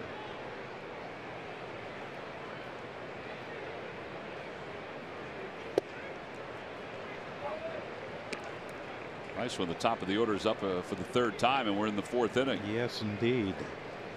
And poor Ty Kelly, he's either numb or oblivious, or I guess he figured if I don't acknowledge it, he'll stop eventually. There's a line drive to right center field. Get past him. And Happ is able to get in front of it. Cesar, he thought about putting the brakes on, and instead keeps on going, and then slipped right past the bag. He says he got back on. Ryan Editon, the second base umpire, felt like the tag was made by Baez.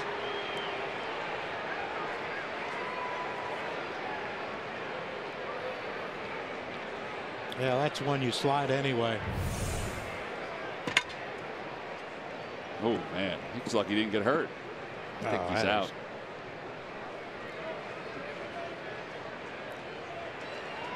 Cesar still standing there. Boy, that was close.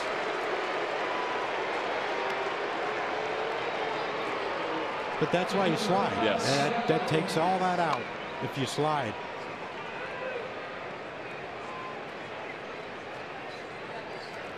Did he step on the back of the base too? It must have been, yeah, it must have just, he must have slid right off the decline of that bag.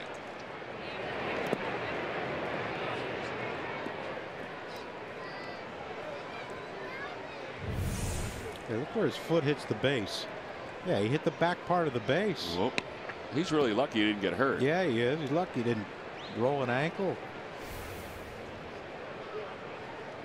Wait for the official scoring on that. It should be a double. As Galvis takes inside, 2-0.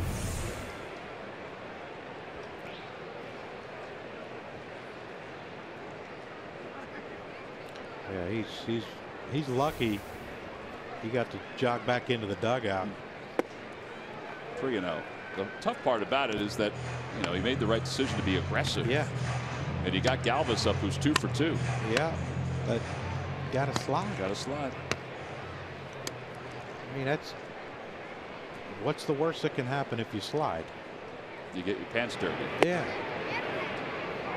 Might cut your knee or something, but sure there's some scar tissue there anyway. Many times as he's been on base. Ball 4. So Galvis has been on base now 3 times tonight. And Nick Williams is coming up.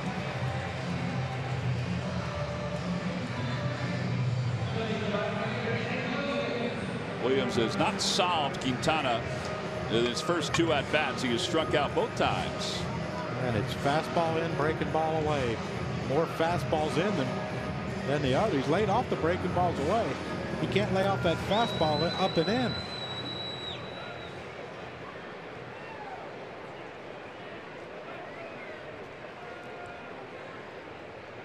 Did he move off the plate a little bit? Might have moved a little bit off the plate. Well, they're going back in there.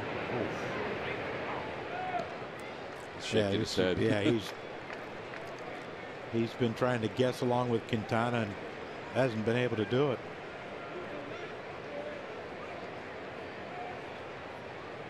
He just moved. Looked like he moved a little further back. Well, they're going to try to go away now with probably a breaking ball. And they do. And it's 1 ball, 1 strike.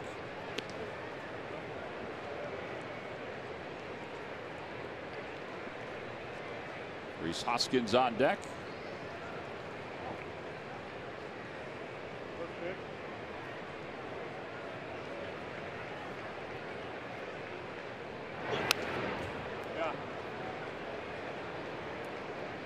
He's done a really nice job against left-handers. I think this is the first time we've seen a left-hander handle him or confuse him with what he's doing.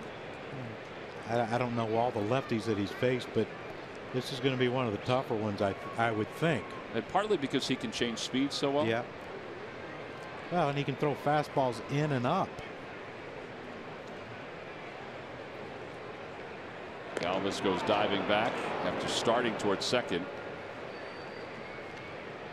Freddie's looking in and possibly saw breaking ball, so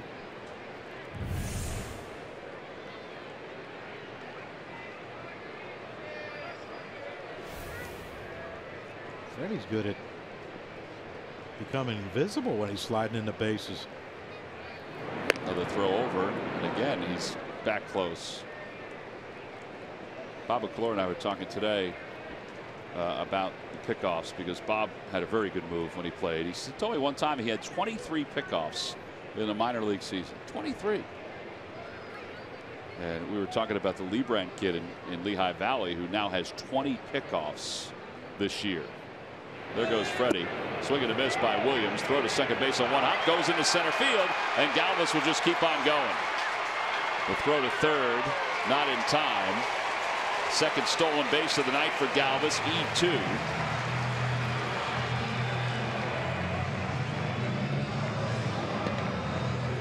And the Phillies have a runner at third with 2 men down.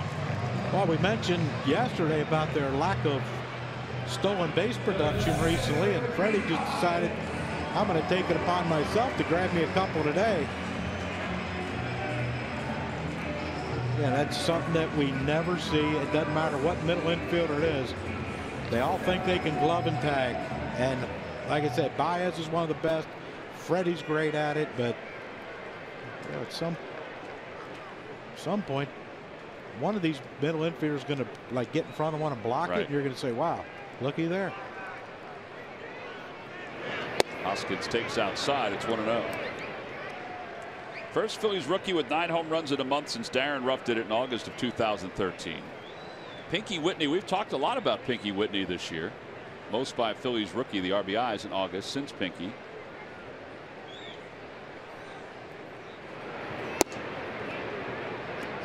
(2-0). Wow. I thought Mike Estabrook was going to call that. Hey, started to lift that right arm, and Alex, the catcher's staying away from the last name. I got to talk to him tomorrow. But yeah, he's questioning where that pitch was. He still is. See the mask of Estabrook moving. They're still conversing about that pitch.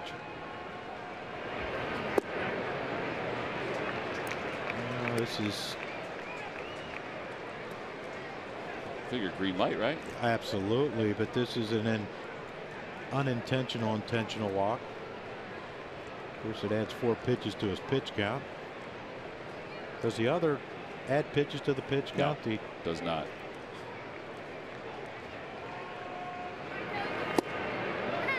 But now the old intentional walk, 4 pitches, that counted as pitches. It did. Those are high stress ones there. Well, for Larry Anderson, they were. Yeah, there were some guys, and Larry was one of them. He probably led the pack. They had trouble walking guys intentionally. There goes Galvis. He thought about stealing home. And now they've got him in a rundown. And Bryant will try to chase him down. Quintana will try to do the same. And he is tagged out. I don't know what Freddie was trying to do there. Freddie Galvis does not make many mistakes. In fact, you can count on one hand the number of mistakes that he can make. He takes off. At that point, he probably should have just kept on going. So he's caught stealing, trying to steal home. We'll go to the 5th.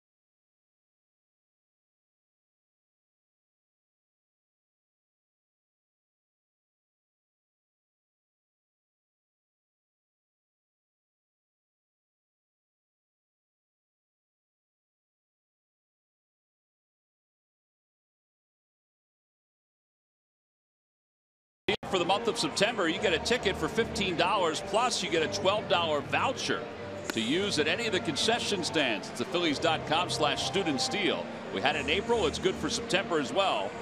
You can pick them up at the ticket window if you go to Phillies.com/studentsteal. All right, by the way, so Freddie Galvis is caught stealing, trying to go home, but Rhys Hoskins is going to be credited with a walk. Watch the pitch. This is a 3-1 pitch. Yeah. That's ball 4. And I'm sure Rhys heard the Cubs dugout yelling, he's going, he's going, he's going. Freddie stopped, and you got a, your basic 2-5-1-6 caught stealing. Right there, he's got to go. And he's got to keep on going, I guess. Really, he shouldn't go. No, no. No, you got 2 of your hotter hitters coming up, and Hoskins, of course, is one of the hottest hitters on the planet, and Tommy, a couple of bats without much luck today against Quintana, but he's been swinging it pretty good.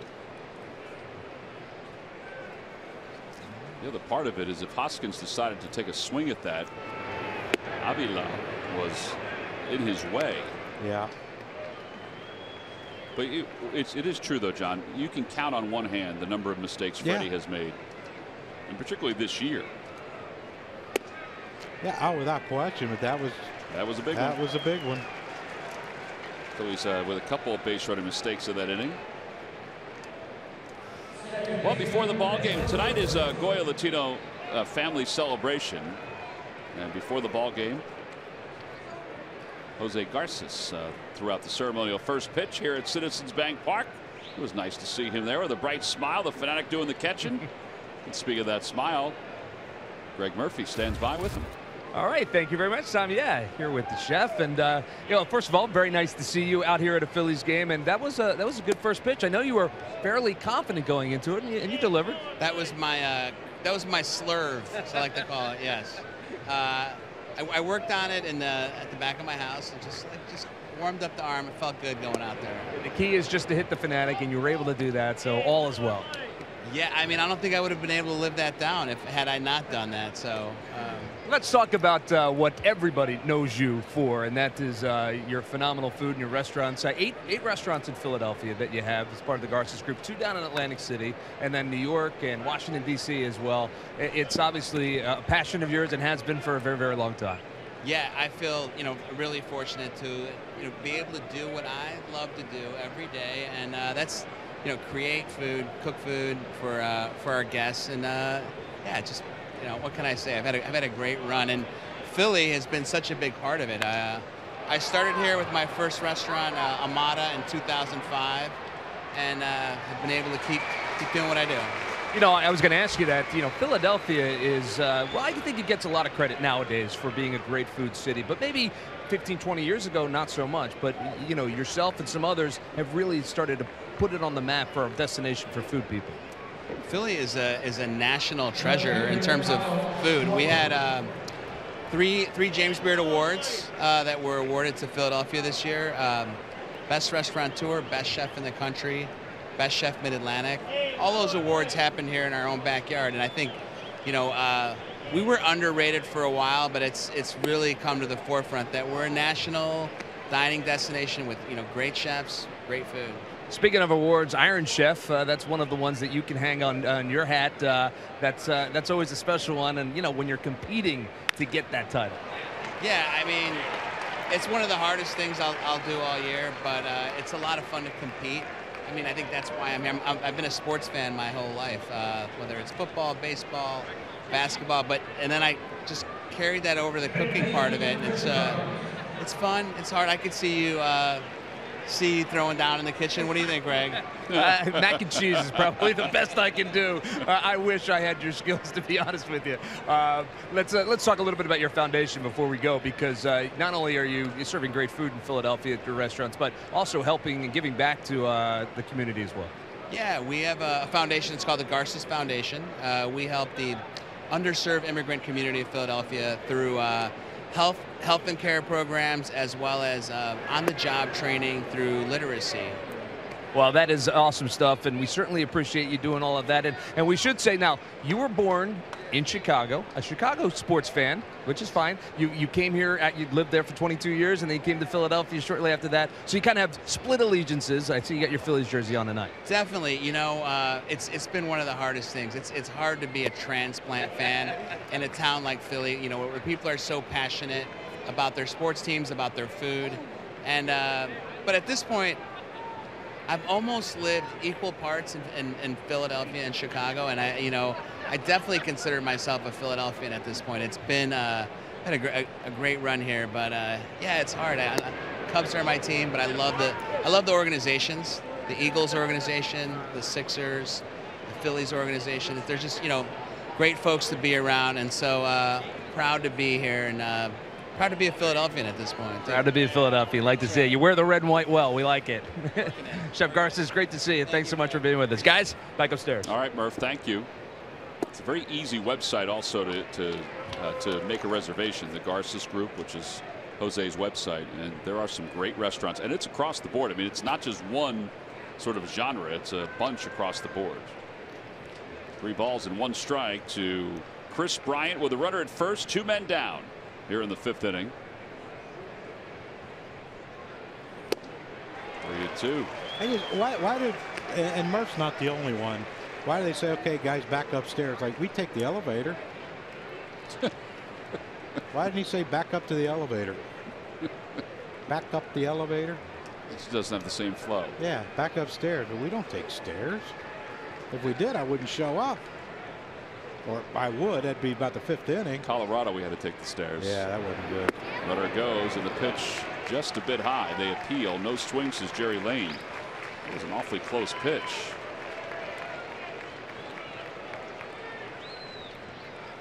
Yeah, and here's what you don't want if your eye cough is starting to walk, guys. Get you up in the zone there.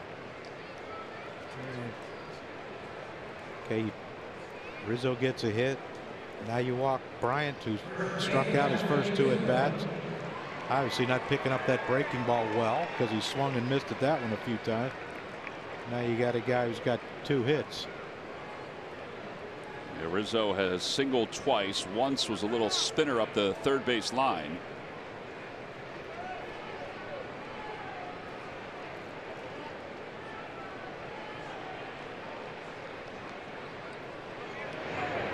Breaking ball outside, 1 ball and no strikes.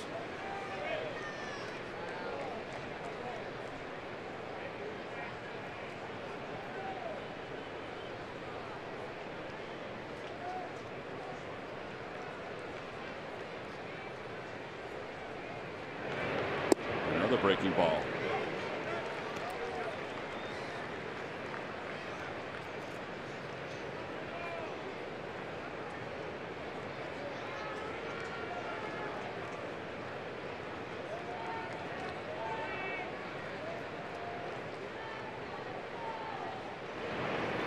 Down and in, 2-1.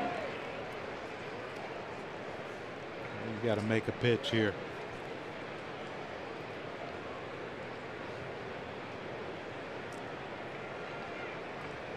Get something down on that breaking ball, backdoor breaking ball, and see if you can't get Rizzo to roll over a grounder.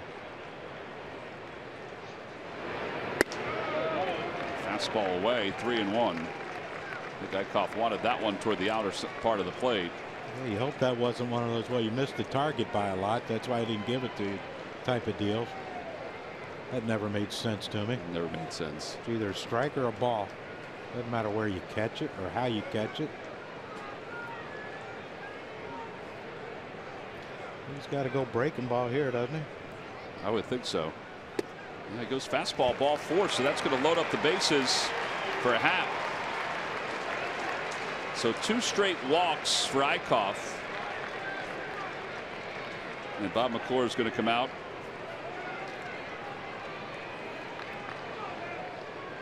Yeah, they're certainly upset about a couple of the pitches.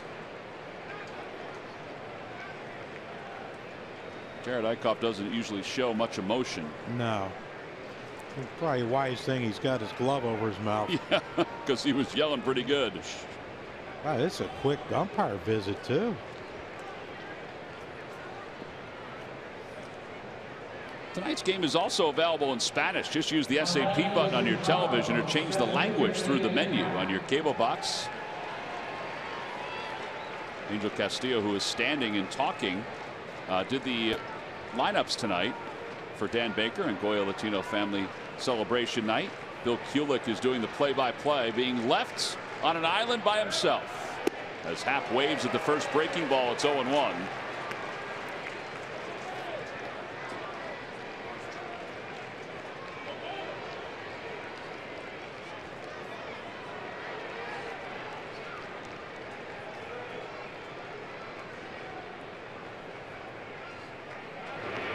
Breaking ball, 1 strike. Happ is popped out and struck out.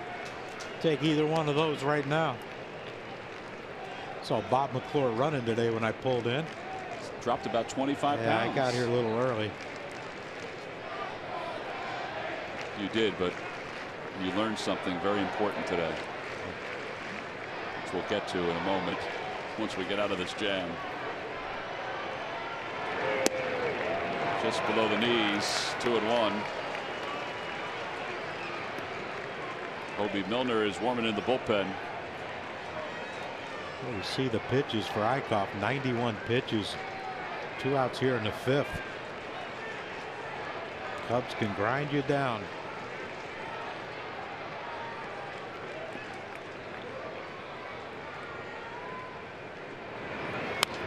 Fouled away.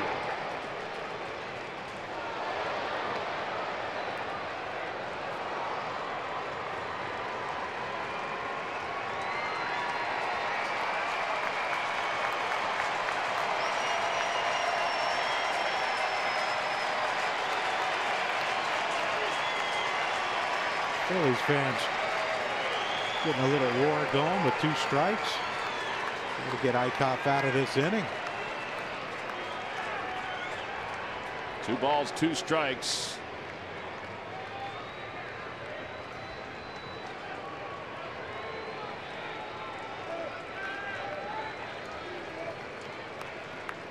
Runners take their lead. Breaking ball, swung on and missed, and he just worked out of a bases loaded 2-out jam by using Lord Charles to get Ian Happ to wrap up this 5th inning.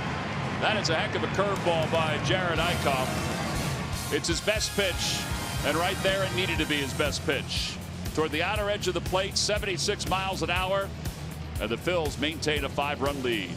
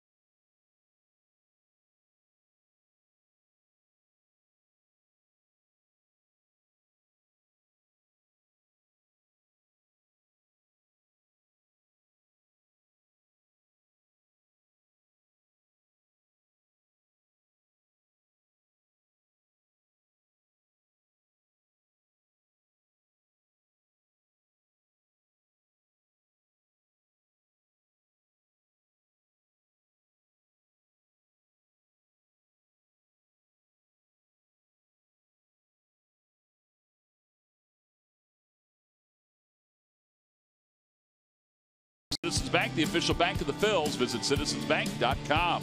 Well, yesterday, Lehigh Valley defeated Syracuse 5-1. Scott Kingery extended his hitting streak to 22 consecutive games. Reading defeated Harrisburg 4-2. Zach Coppola had 2 hits, stole his 27th base. Clearwater knocked off Fort Myers 8-5. Luke Leftwich, 3 innings, 6 strikeouts. That's a night. And Lakewood lost to Hagerstown 11-5. Derek Hall homered again. Tonight, Pawtucket leads Lehigh Valley 3-2. Kingery so far is 0 for 3. He started tonight for the first time over at third base. And J.P. Crawford started at second base tonight. So I asked Pete today, and he said, you know, we're just trying to give them a different look and give us a different look. Just moving forward, just to try to see how these guys are at other positions. As Tommy Joseph floats one out to left field. And that leads off the home 5th inning. Now you see why the base running mistake by Freddie Galvis. Yeah, like I said, when you have a guy, 2 guys that are hot, you got to let them try to drive you in. And I know Freddie was, you know, Quintana sometimes goes slow to home, sometimes he goes a little quicker, but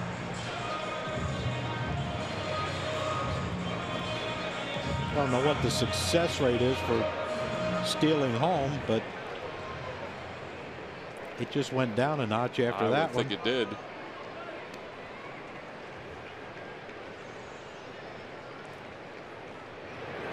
Franco swings at the first pitch and fouls it. Now, was Franco using that bat the first couple at bats? I was thinking the same thing. I don't think he was. I think did he break his bat at second at bat?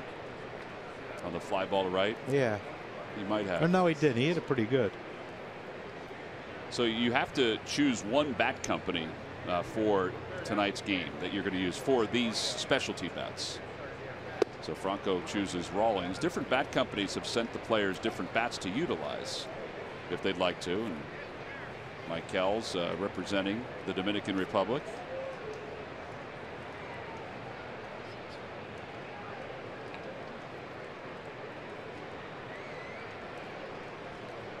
I thought Tommy's bat, his first at bat, had something that looked like it maybe an American flag, maybe. It might have. As Franco is down on strikes, 7 strikeouts for Quintana. Time now for our cold hard fact, brought to you by Clean Crisp Coors Light, and the highest batting average since the All-Star break. I was surprised by this, honestly, and it's no offense to the Phillies.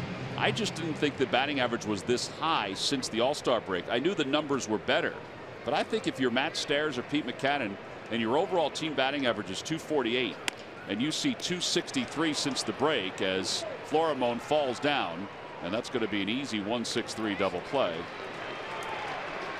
Anyway, I think that's a surprising number, just as it's surprising to see a player slip and fall like that, which has happened a couple different times on this homestand. Pretty quick 5th inning. Somewhat eventful. We'll go to the 6th.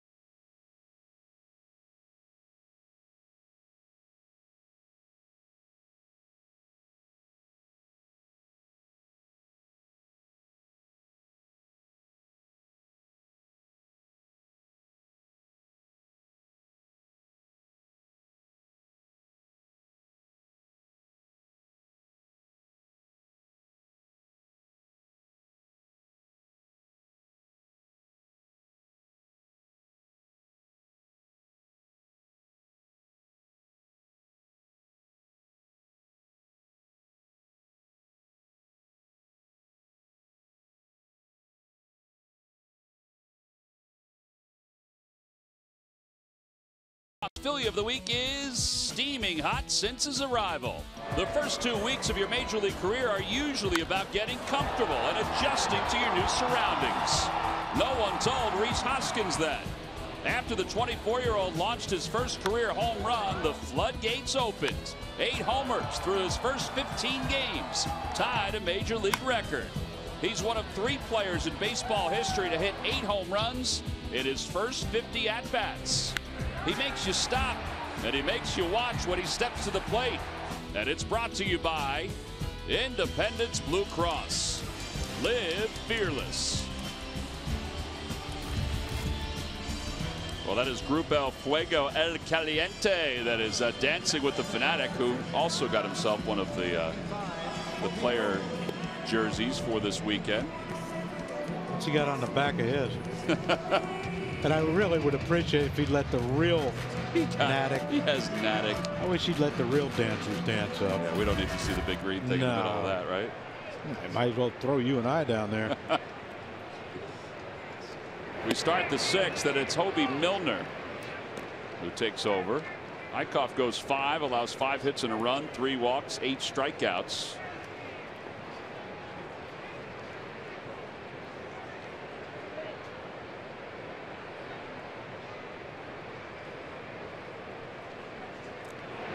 A little different game plan than what we were hoping for. 7 by Eichhoff. Yeah. Turn it over 8-9, and Hobie Milner with some socks on.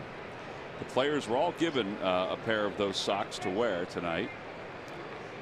Pete looked at them when they were on his chair, and he said, "I'll wear those later."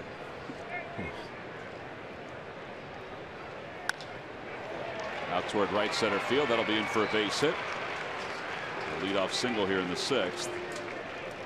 That's a pitch I don't understand from a lefty. Side armor.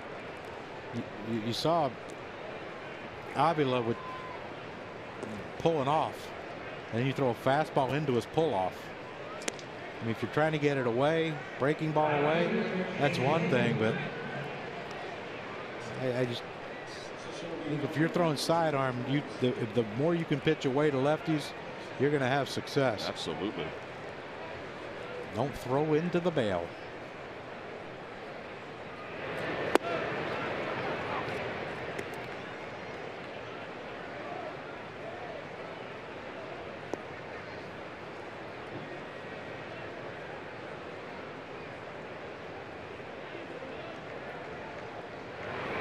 Check swing. He almost bit. 1 ball, 1 strike. Hobie has his Little League on his sleeve, among other things. To the right side, Cesar Hernandez still has a play at second. 4-6 on the putout. Pete Mackanin has Gene Mauch's name on his sleeve. You know, we told you that Larry Bowa has Billy DeMars, who was such a big part of his life, and Pete points to Gene Mauch as being a huge influence on him. Told a bunch of stories today about Gene Mauch. We watched some videos of Gene Mauch throwing bats onto the field after arguing a particular play up at Fenway Park that Jim Salisbury from CSNPhilly.com brought up. But Pete said that Gene had faith in him, showed faith in him, and he also loved the way Gene handled the players and the relationship he had with the players from a communication standpoint and just from dealing with them. Told a story today about he was up at Fenway Park playing for Gene with the Twins, and the wind was howling from left to right as that ball is blooped down the right field line. That's going to be a tough play for everyone. It's going to drop in, and Baez will be aboard. They'll put runners on first and second. And Albert Almora is going to come up as a pinch hitter. And you see the importance of that play by Cesar to take the easy, the out at second. A lot of guys, when that ball's hit to their left, they'll just take the automatic out at first. But Avila running, he might have scored a run right there if he doesn't. Bob McClure out to the mound. Well, so Pete was telling the story about they're playing up at Fenway Park, and he hit a long fly ball down the left field line that was foul. I mean, he looked at it and it was foul, and the wind started taking it toward fair territory. But he was standing at home plate and he's thinking, I'm not going to run at this point. That's going to stay foul. And as it turned out, it hit the top of the green monster in fair territory, and he wound up with a long single. And because of that, he came back into the dugout and apologized to Gene Mauch and said, you know, Gene, I apologize, yada, yada, yada. He goes, just tell me what the fine is. And Gene said, you decide what the fine is. You just leave it on my desk. So Pete put a $50 bill in an envelope, and you know, it was back in the 70s. $50 was a pretty good amount for somebody like Pete Macadam, who played in big leagues for a couple of years. And they were back home and they were taking BP, and the clubby came out and said, "Hey Pete, Gene wants you in the office." So he goes, "Oh man, I didn't leave him enough money." So he went back in the office, and Gene took the envelope and threw it at him. And Pete's like, "What?" He goes, "Just take it." So Pete took the envelope, walked back toward his locker, and opened it up, and there was an additional $50 in there from Gene Mauch. Because as Pete said, for honesty, and also because Pete always hustled, and Gene always appreciated that. Almora hits it out toward right field. That's well struck. Williams going back. He's under it, makes the catch, and now the runners have to hurry back, and they do. There are 2 outs. He also told a story about Gene Mauch. He failed to get the bunt down on 2 pitches. Pete did. And the count was no balls and 2 strikes. And Gene set Mike Cubbage up to try to get the bunt down. And Mike took a called 3rd strike right down the middle and didn't even offer at it. Pete goes, "I remind Mike of that all the time." He goes, "That's my strikeout." Yeah, it is. Wow.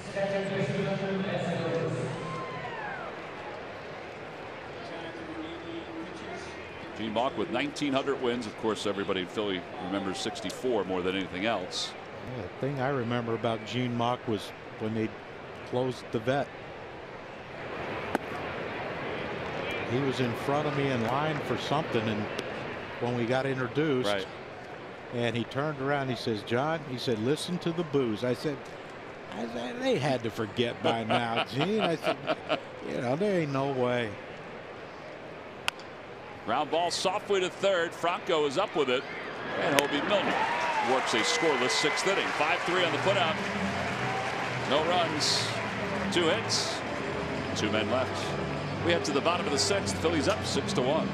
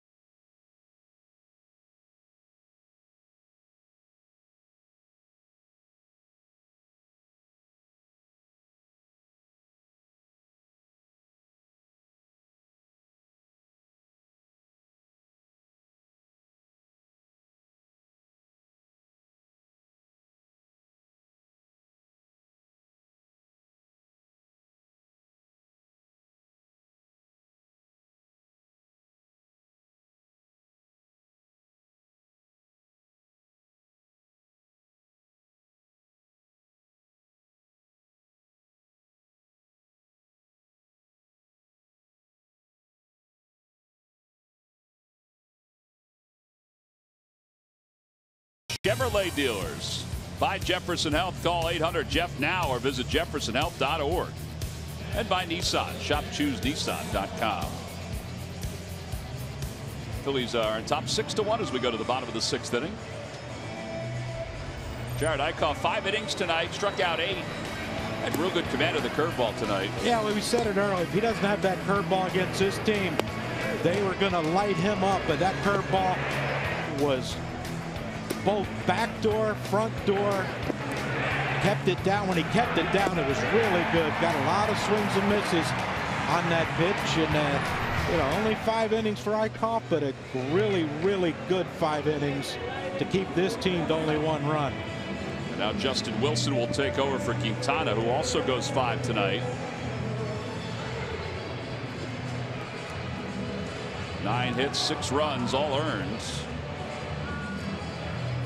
4 walks and 7 strikeouts.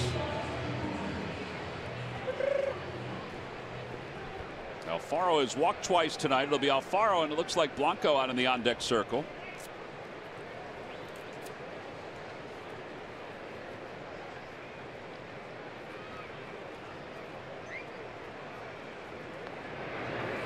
Inside, 1 ball and no strikes. Adam Morgan warming up in the bullpen without the camouflage glove.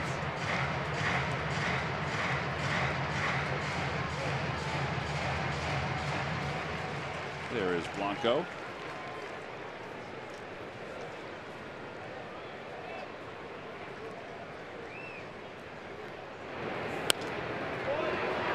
Even now 1-1. Do we know what Brennan is for Wilson? Oh, that's a good question.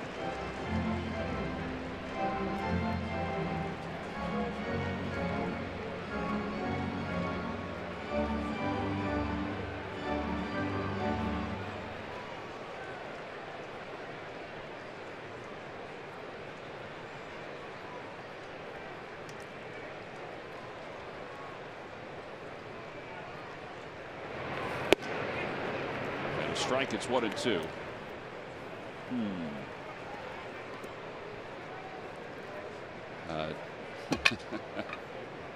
Alex Wilson is wearing Dale, so Justin is wearing Brennan from the Step Brothers. What's that? The movie Step Brothers with Will Ferrell and John C. Reilly.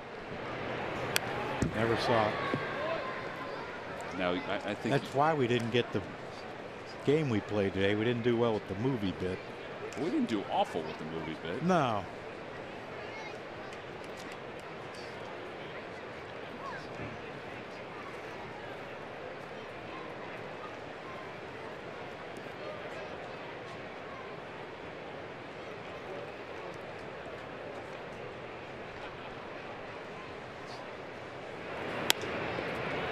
Floater foul off the first base side. John and I participated in an Instagram. Was it Instagram or Twitter? I don't know. Segment. It's probably going to be on both for Phillies. The game called Heads Up. Yeah. We take the cell phone and put it on our forehead, and it's like password, the game show password. Yeah. Well, we didn't do awful. We did well with baseball. We did well with baseball. And the movies, we did so-so. Better with you giving clues. Because I didn't know half the movies that came up. Fly ball right center field. Hayward on the run. Brady makes the catch. 1 out. Let's see if you can be better at this game, John. Time for our Jeep Stump the Fans trivia quiz answer. Who was the last Cubs pitcher to throw a no-hitter before Jake Arrieta in 2015? Well, I tried to go back to before this current group of Cubs. And the last time they made the postseason, so they had to have some good pitching. And I either thought it was Kerry Wood or Mark Pryor, so I'm going with Kerry Wood. Kerry Wood is incorrect. You could have gone down and asked him if you wanted to. Wow, I didn't know he was here. How about the heads up? He was a teammate of Kerry Wood, this gentleman. Blanco takes a strike, and you never faced this guy. His nickname was the Big Z. Carlos Zambrano, he could hit. Zambrano. He could hit too. September 14th, 2008 against the Astros. Wow, how quickly he lost it though, didn't he? Did. Wow. Now, if you remember that no-hitter, it was thrown in a neutral site. It was the one game that was played in Milwaukee. There was the power outages in Houston because of Hurricane Ike. Yes, I remember. Log back on to Phillies.com to find out if you're the winner of a Phillies prize pack. I wonder what Houston's going to do now with that hurricane. Yeah, it's Hurricane Harvey's built up to a Category 4. I know I have a nephew that lives down there, and he had to evacuate. He and his wife and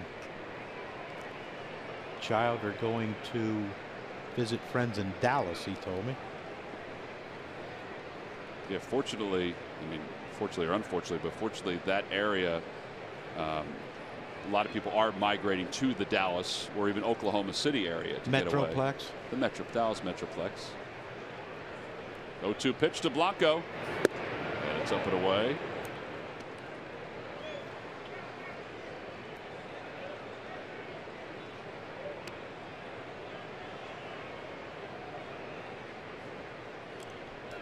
might as well send our prayers and best wishes to the folks in in Texas. Out toward the middle, backhanded by Zobrist, and he throws out Whitey. 4-3 on the putout. There are 2 outs. Cesar Hernandez is coming up, and he provided us with our Toyota turning point back in the 2nd inning. Yeah, some good at bats prior to this one, and that ball was just laced into the gap in right center, into the triangle. After Eichhoff singled on the little butcher boy, he comes around to score from first. A 3-run triple by Cesar, and that's our Toyota turning point of the game. So Cesar's up again. He's 2 for 3 tonight. And he takes low 1-0.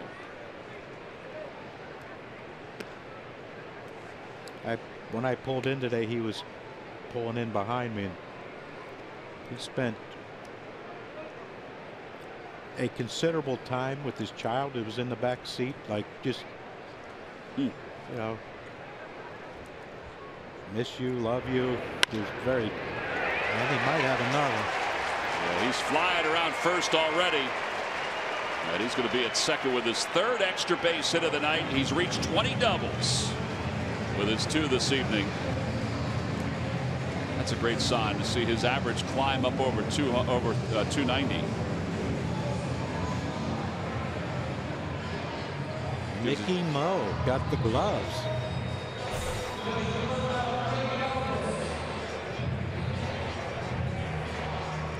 And the thing is, it's righty and lefty. He's not just really dominant with the one over the other.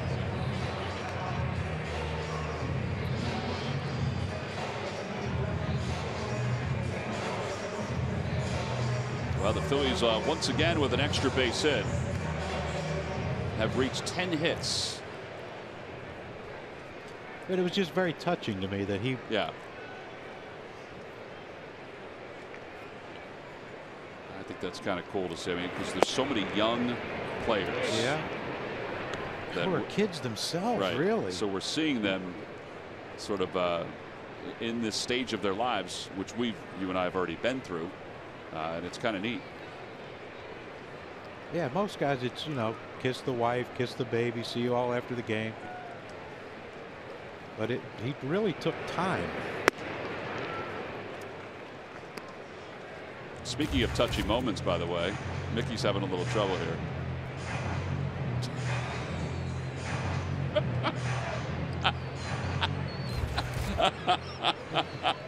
Oh man, he's going to be mad that we showed that. Well, he should be. It's an embarrassment. God, you can't even fist bump. Oh boy. I'm embarrassed. I'm really embarrassed funny to say I'm his teammate. It's really funny. Was his teammate. I hope he keeps having those issues because it's really funny. Oh, and he gets really upset too. Because you know Peg's somewhere watching and listening. Yeah, and the boys too. Yeah. Oh, yeah. And Murph probably tells him too when he comes in the dugout. He does. I could just see the glare tomorrow when I walk into the clubhouse. You know the enjoyment I get when I get to tell him what's happening? Honestly, Murph, though, tell him that one was better than the Nick Williams one the other day. It was. I guarantee you he'll come in here, he'll come down the steps, he'll look right at me, and he'll say, were they talking about that? Well, the one thing you can do is you can say, yeah, both of them. Yeah, I will. I will. Dalvis fouls it back. Cesar looked like he wanted to take off there, and then after Freddie fouled the pitch off, he looked at Juan Samuel. Sammy gave him that universal shake of the head, like, no. I mean, he's going to score on a base hit with his speed. 2 outs.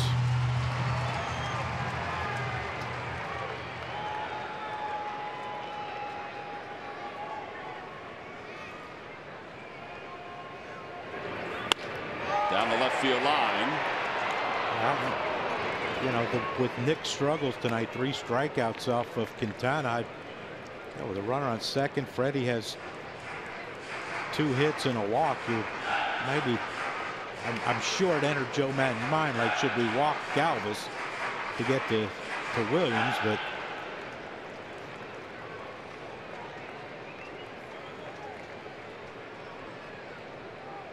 Joe's dyeing his hair. He's trying something new. Yeah.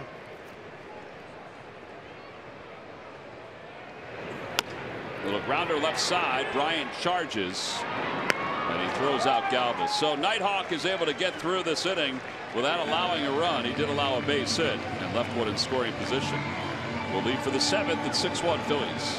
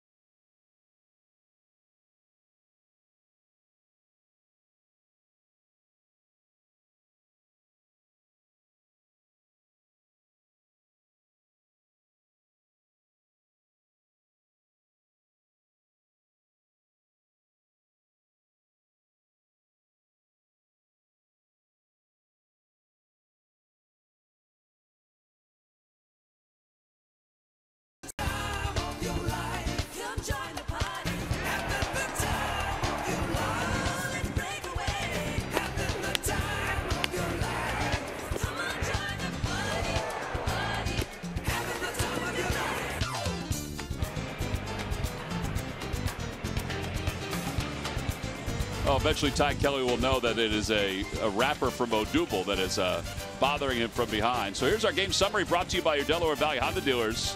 Rhys Hoskins' 2-run home run erased a 1-0 deficit for the Phillies, and then the Phils scored 4 in the 6th. Eichhoff went 5, Milner went 1, and now it's Adam Morgan, another lefty, who will come on.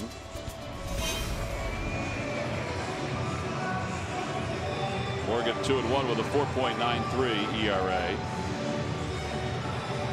And he will face Kyle Schwarber to start this inning off in the top of the 7th.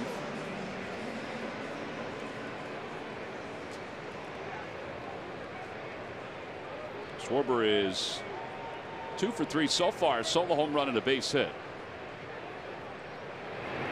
Swing and a miss and a high fastball. It's 0-1.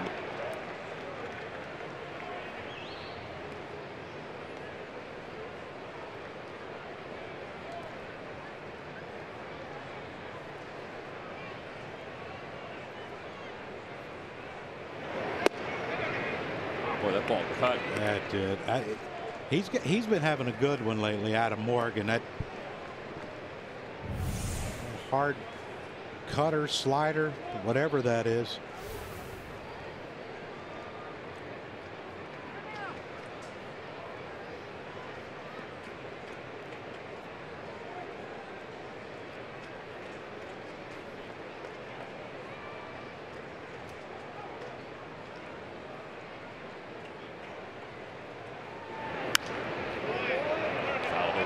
It started to become a strike late in that its descent to the plate there.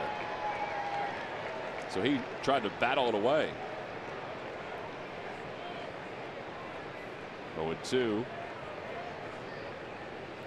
Schwarber taking the Anthony Rizzo approach with choking up with 2 strikes.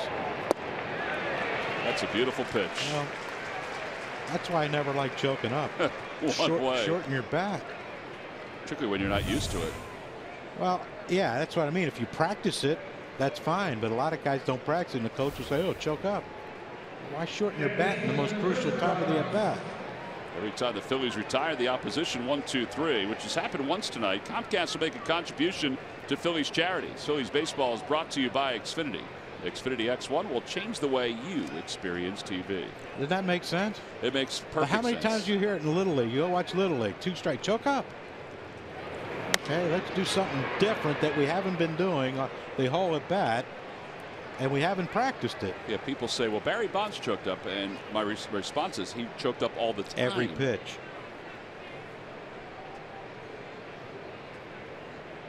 Now Anthony Rizzo practices it.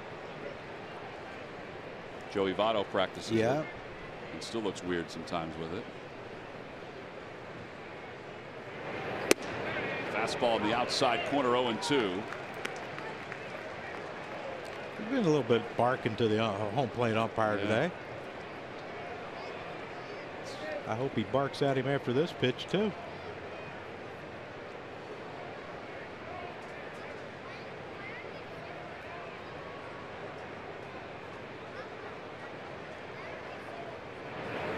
Bouncer off the glove of Morgan, swept away by Galvis, and not in time to get Bryant. That's close. The one thing, Chris Bryant too, he got power to hit for average. He can run too. He can steal a base. Well, Freddie made that closer than I ever thought he would.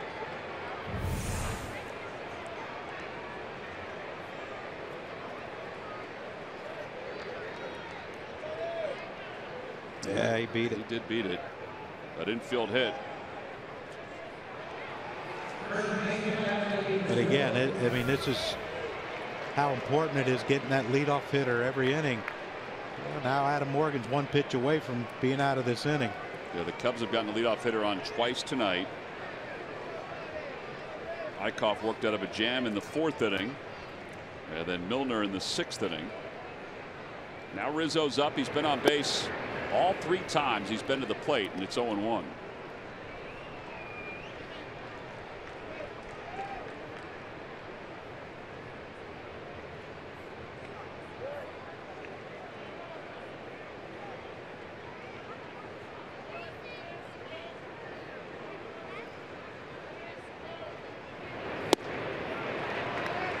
That's nice. That's good command of it, yeah, too. I would imagine you'd stay out there, wouldn't you? I would throw the same unless pitch, you probably. throw a fastball in off the plate to go back to that pitch. But you know, the thing with Rizzo, if you throw it too far in, he'll let it hit him.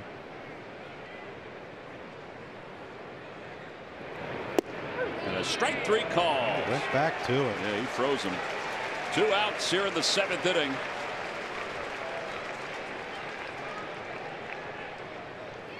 And Ian Happ is coming up. Well, it starts at the hip of Anthony Rizzo and then ends up in a pretty hittable location. But I think Rizzo was thinking, you know, he has to throw me a fastball at some point.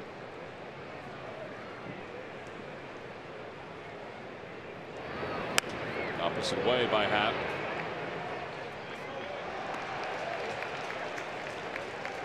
Now, if Morgan gets out of this, you keep him in, right? You have for the next inning, you got two lefties. 2 lefties, yeah. You could. Because I don't know if there's any 8th inning guy you look at and say, well, he's the guy. Swing and a miss, 0-2. And that's the thing, we're talking like, you know, normally a 6-1 game. You're like, just throw anyone out there in the 8th. I think after yesterday. Yeah. And this offense, you know, they can erupt at any time. Yeah, they were 1 hit away last inning of getting back into this, or 2 innings ago of getting back into this thing.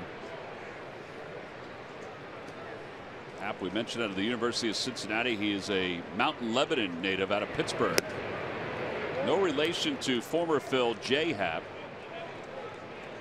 or Wisconsin basketball player Ethan Happ, who Jay is related to. It's somewhat of an uncommon name.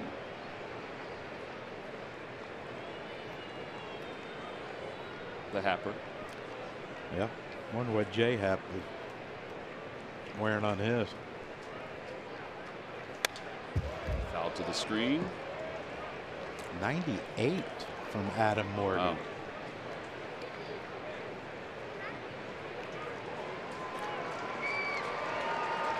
That's an 8. He threw him all breaking pitches to get to a 1-2 count, and then he throws him a fastball that he fouls off at 98. You'd have to think that a breaking ball here should get him some sort of off-speed pitch. No, he tried a breaking ball. He overthrew that one, left it up.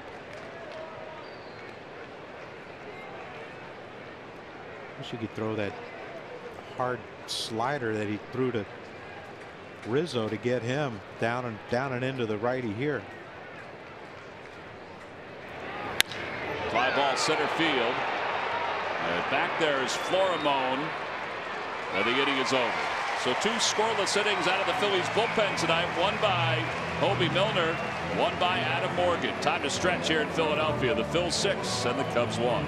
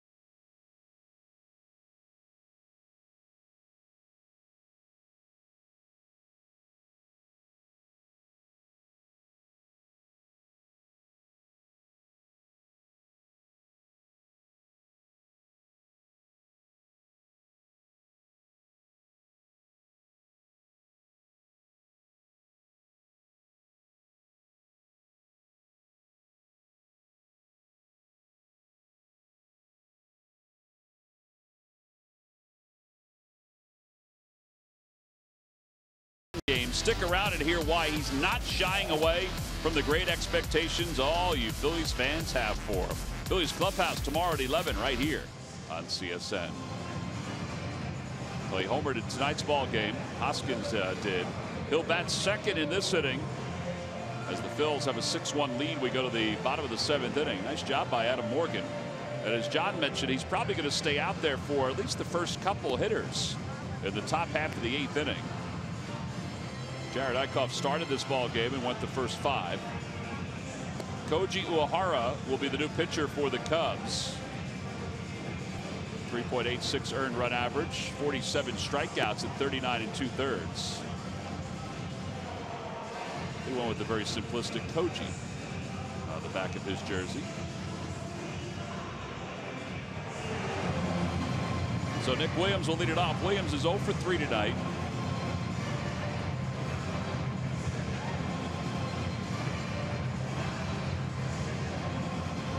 Average at 288, 7 home runs, 28 runs batted in. Well, it's been a good night for the Phillies in front of a nice crowd. A lot of Cubs fans who have come to the city of brotherly love for the weekend. Don't blame them. We ain't showing them much love yet. No.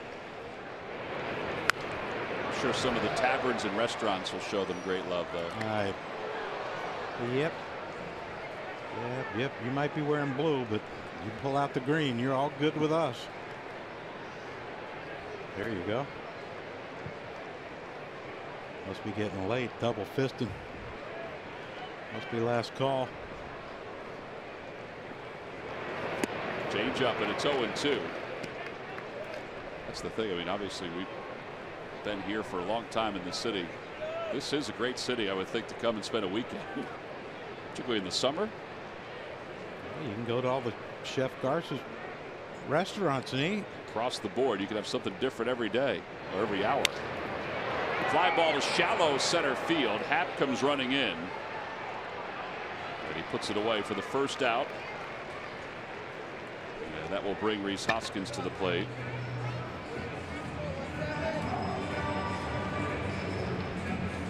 Hoskins homered his first time up, grounded out his second time, and then walked as Freddie Galvis tried to steal home. Here's the home run in the first inning. Yeah, after Schwarber hit the home run to put him up 1-0, the Cubs, Hoskins hits a long one to put the Phillies up 2-1, and they haven't relinquished that lead. That little leg kick that he had put in. Matt Gelb's story today talked about Andy Tracy helping to implement that leg kick for Hoskins after he was drafted by the Phillies.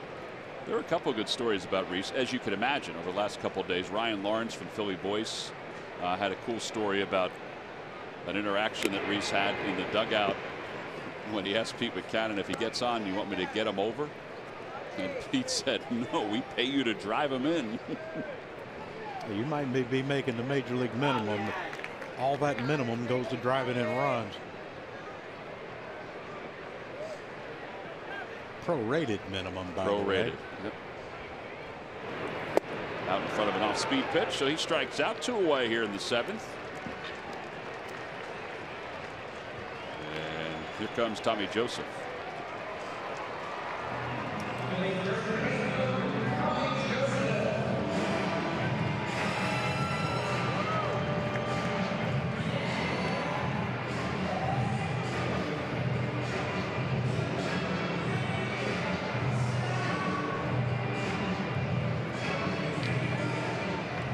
Tojo.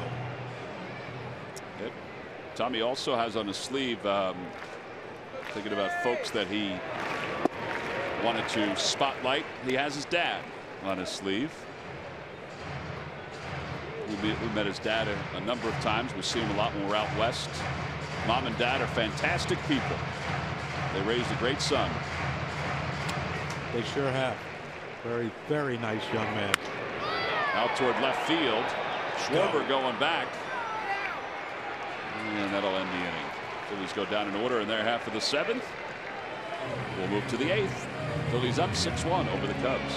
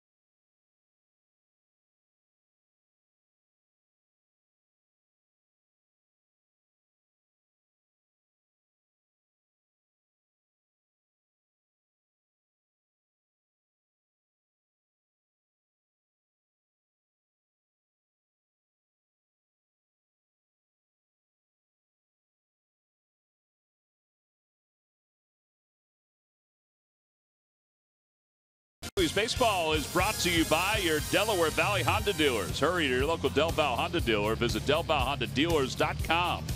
And by WB Mason. Who bought WB Mason for fast free delivery? Nobody does it better.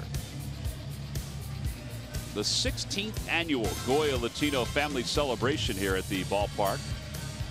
Goya has been a proud partner of the Phillies. They've done so much great work in the community with the Phillies organization, with Phil Abundance. And it's nice to have them aboard. Fanatic certainly likes it. Just adds to his dance total. I will give him credit. Or it credit? It credit. It can dance. It can dance. Got some moves. Especially in that getup. It can dance.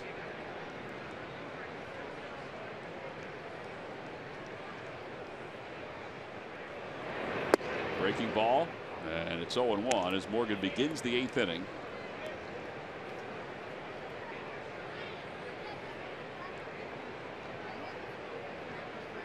Avila is 2 for 3.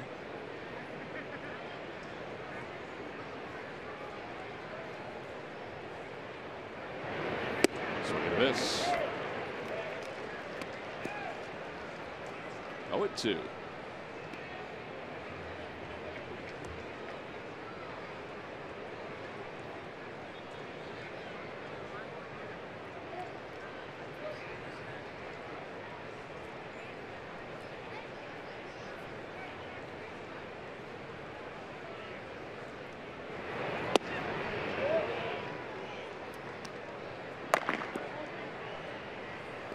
Luis Garcia warming up.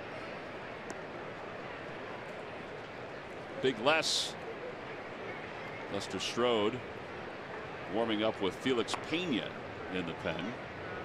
Lester is the bullpen coach for the Cubbies. And a strike 3 called, a breaking ball that freezes the man who likes to be called Parkman from the movie Major League. 1 out. Goose is standing by to update us on what's going on around baseball. Goose? Yeah, I am. It's your unlimited baseball break presented by T-Mobile. A couple of major names on contending teams making a comeback this weekend. The Yankees activated Starlin Castro from the disabled list. Castro had been on the DL since July the 21st with a hamstring injury. He's going to be a big addition to the back in the middle of that lineup, batting .307, 45 RBIs when he got hurt. And the Nats, well, they expect to have Max Scherzer back this weekend as well. He's working his way back from that neck injury that put him on the disabled list over the last 2 weeks. Threw a bullpen yesterday. They do expect that he'll be part of the doubleheader against the Mets this weekend, guys. And the man they're calling Cruz this weekend, the guy we just saw here, Giancarlo Stanton, well, he did it again, and then he did it again. Home runs number 48 and 49 this season. He now has 16 home runs this month. That is 1 shy of the National League record, 2 shy of the Major League record. He has been on fire. We saw a little bit of that here at Citizens Bank Park, but 48 and 49 so far this season. He's got his eyes set on 62. That's what he's looking for. Hayward strikes out. Another breaking pitch. Yeah, and you know, when he arrived at Citizens Bank Park the other day, Cruz, Giancarlo Stanton, he was behind the pace that Maris was on. But I think he's caught Maris now as far as his pace goes. How many we got down there next week when we go? 4? 4. Yeah, you're right. 4. Thursday, Friday, Saturday, Thursday. Sunday. Sunday day game? Sunday day game. So I get home. Well, you'll get home by 8. Yeah. 0-1 to Javier Baez. He's not happy about that call. It's partly because Mike Estabrook took a little extra beat. He's giving a good stare down to Javi Baez right now. Those are the kind of pitches you need to have. Yeah, it didn't look like a bad pitch. Well, Morgan is dealing right now. Here's the first pitch with PitchCast presented by Mazda.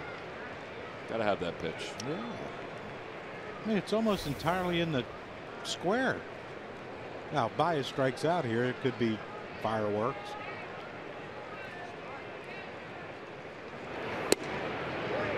If he called that one a strike, I would have applauded him. I think Baez, Joe Madden, Eric Hinsky.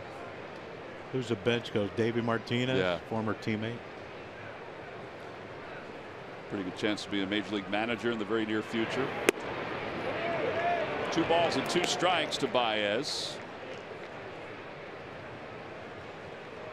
There's Davey Martinez. Good teammate.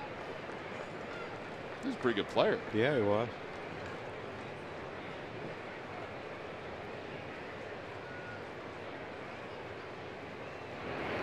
Got him. Threw something soft, and he just struck out the side. 5 strikeouts in 2 innings for Adam Morgan. Cubs go down in order. We'll go to the bottom of the 8th inning. The Phils still hanging on to a 6-1 lead.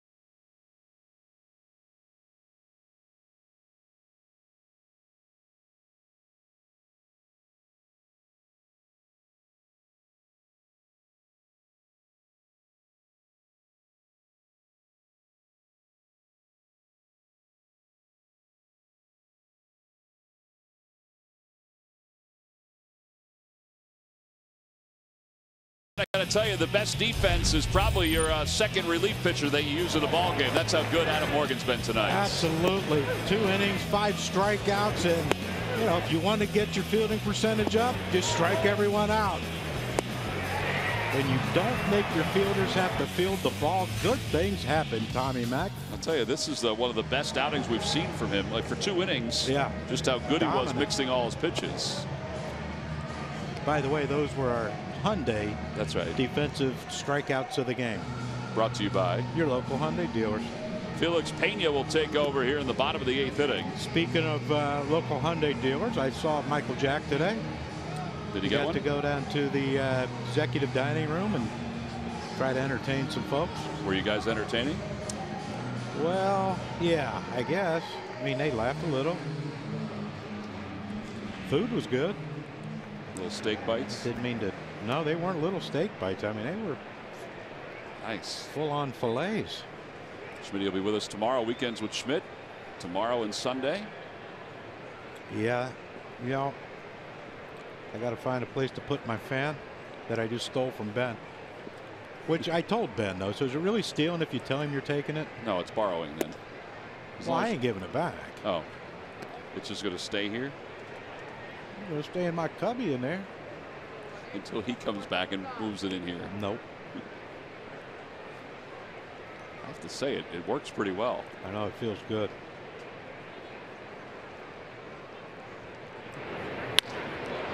That ball is golfed deep to left field. It is gone. Michael Franco.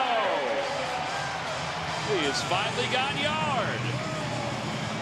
Now that has extended the Phils' lead. It's now 7-1. That's a good sign.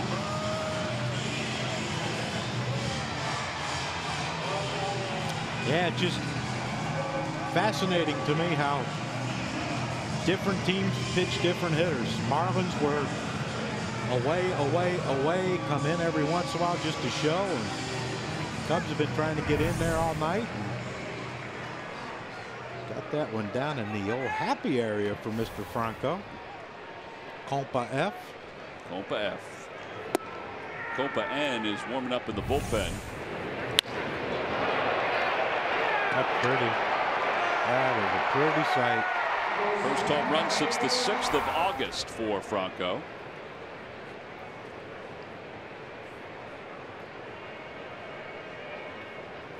Florimone pops it up off the third base line out of play.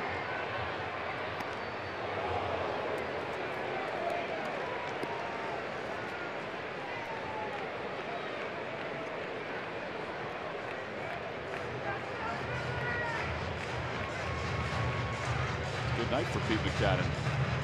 Whoa. I don't think that's a wig. Nope. Look like the real thing. That takes that's like Jason's beard out in San Francisco. That takes some dedication. 2-1.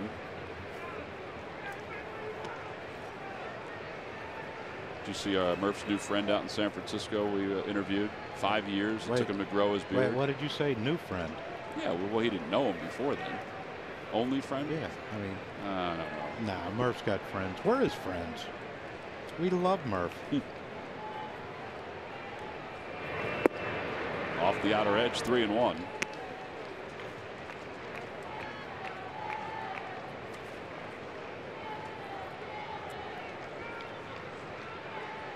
Don't we? Yeah, we do. Okay. You've convinced me then. How else will you know what shoes to buy for comfort and performance? I'm telling you, they were. I tried them on too. Normally I don't try shoes on, but the young lady who was assisting me convinced me that I should try them on, because then I couldn't remember which foot's bigger. I have one foot that's bigger than the other. So do you get bigger shoes? Like you get a? I would like to get like an 11.5 for the right one and 11 for the left. I didn't know they did that. They don't. That's why I had to get 11.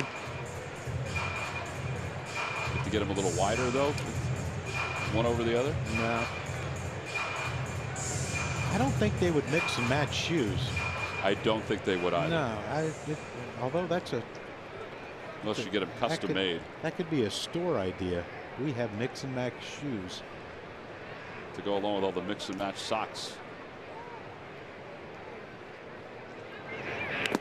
Foul ball. It remains 3-2.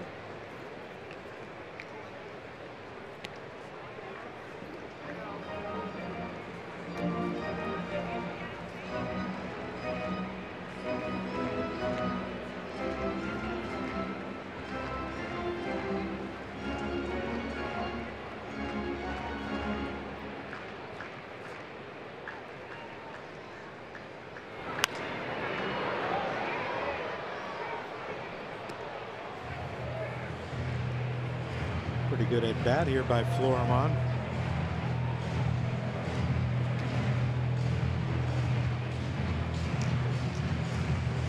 So there's some auditioning being done from here to the end of the season for the utility, super utility. Look, if he could play all 3 outfield positions and all 4 infield positions, pretty valuable. He has major league experience too, which does help. Rounds out to second base. I continue to be impressed with his arm. I mean, his arm is, we saw it in spring training, but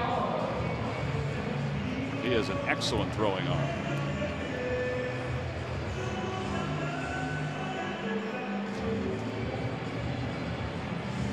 Daniel Nava's come out of the on deck circle.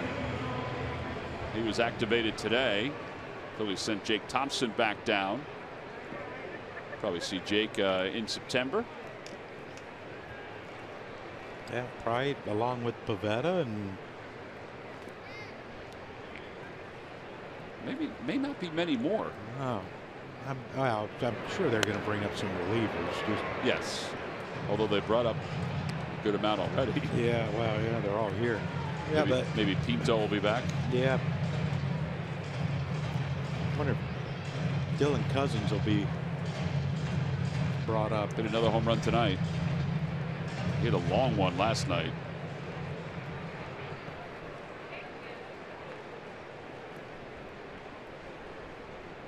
Dylan is on the 40-man roster, and I think that's what you have to look at when it comes to probably why we won't see Kingery, because Kingery's not on yet, the 40-man, and so you would have to take someone off to put him on. Of course, they're going to have to do that this winter, I think, right? He's not until whenever he makes his major league debut is when he'll have to be put on the 40-man. I thought it was like 3 years in the minor leagues, and then you either had to be protected or on the 40-man, or else another team could take you. Fouled away. Is that 3 years in the minor leagues? I think it depends on your age, but I think when I played, it was 3 years. Like after your 3rd year, they had to protect you, or on the 40-man, or like if they put you on the AA roster, if someone took you, they could put you in AAA, something like that.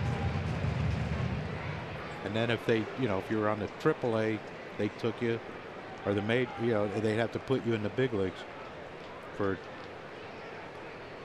25 grand or something.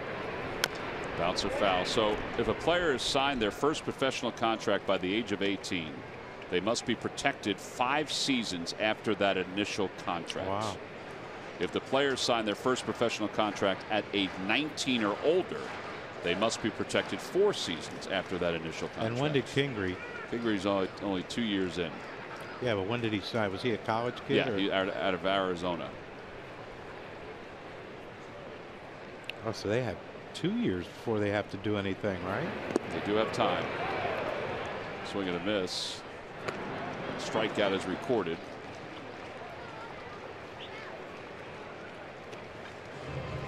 Luke Bryan's Hunting, Fishing, and Loving Every Day tour will be at Citizens Bank Park on Friday, September 8th.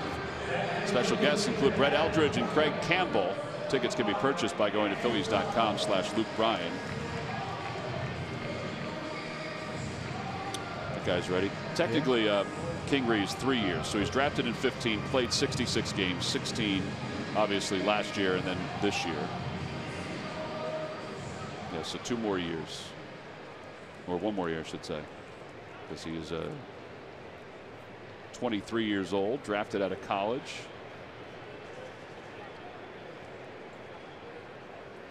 Nava takes a strike. Hey, that's going to be a good show, isn't it? Chad or Campbell and it's going to be a great show. Both concerts, the Brett Billy Joel Elder. concert, Billy Joel's before Luke Bryan, and then Luke Bryan. That show is fantastic. He's releasing a new album, so you may hear some of those songs at the concert, which if you're a Luke Bryan fan, I mean that's destination number one, is to get to a concert to hear some of his new stuff.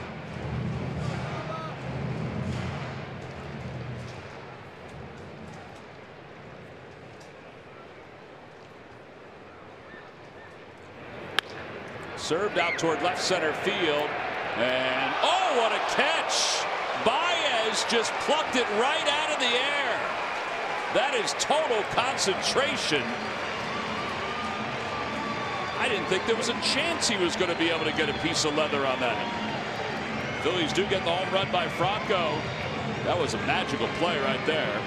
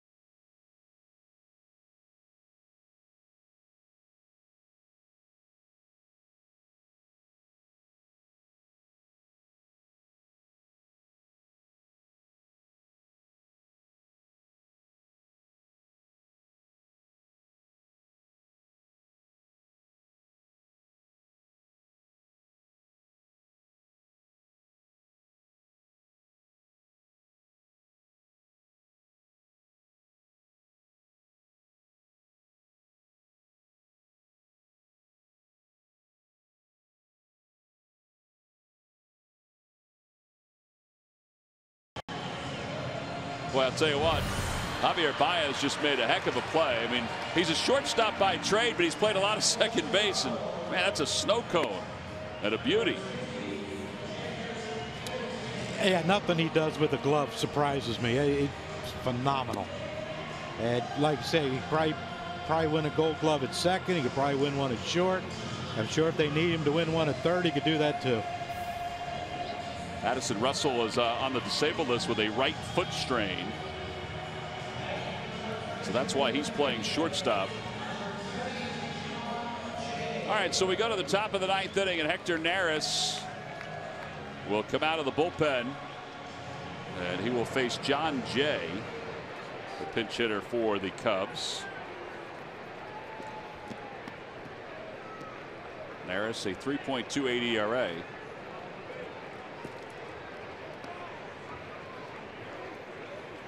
Getting some work here in a 7-1 ball game.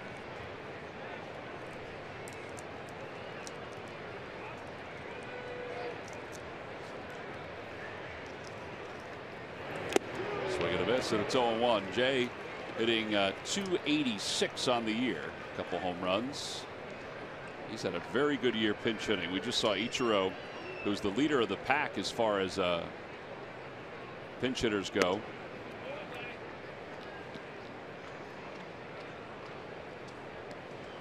Bullpen tonight in relief of Jared Eichhoff, who went 5 innings, has thrown 3 scoreless. Milner and Morgan have combined for the 5. Well, Morgan has all 5, but 5 strikeouts.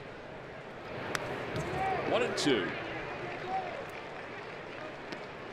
John Jay has him some colorful spikes too. Okay, there's some green in there somewhere. See? He probably went somewhere and got 2 different sizes, 2 different colors. Down swinging. That's 6 strikeouts in the last 2 in the third for the Phillies bullpen. After the ball game, Marshall Harris and Ben Davis are standing by. They'll talk about tonight's game, including Rhys Hoskins' home run, Cesar Hernandez's night, Eichhoff's 5 innings, all that and more coming up on Cure Auto Insurance presents Phillies Post-Game Live. So Ben's probably listening to us right now. Yes, he's probably already worked out. Can't thank you enough, Ben, for the fan. You're a good friend. Not many people think of me the way you do, but you really thought of me here. It's a good-looking fan. It is. It's going to look nice. My office back home. You don't need to get air conditioning down there. 1-1. All right, maybe you need a little boost to the air conditioning.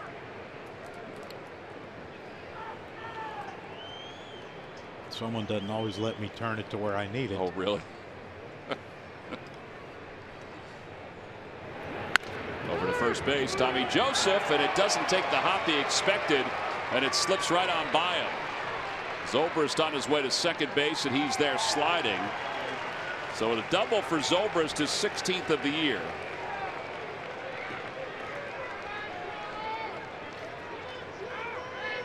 Yeah, I think that ball, Tommy expected a little bigger hop.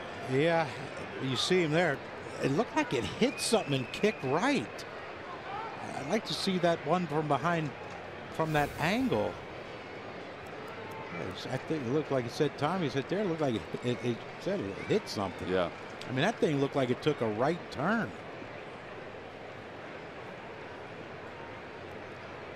Well, Schwarber is up. He has a home run and a base hit. Tell you what I like, though. Nick Williams got on that quick, made a throw to second. Rhys Hoskins was backing up. So was he moving? He's gotten in pretty good grasp of where he's supposed to be. There's always a spot for you to be during a play. Ground ball right side. Galvis to his left. 6-3 on the putout for Schwarber. Over to third goes Zobrist. Yeah, there are 2 outs.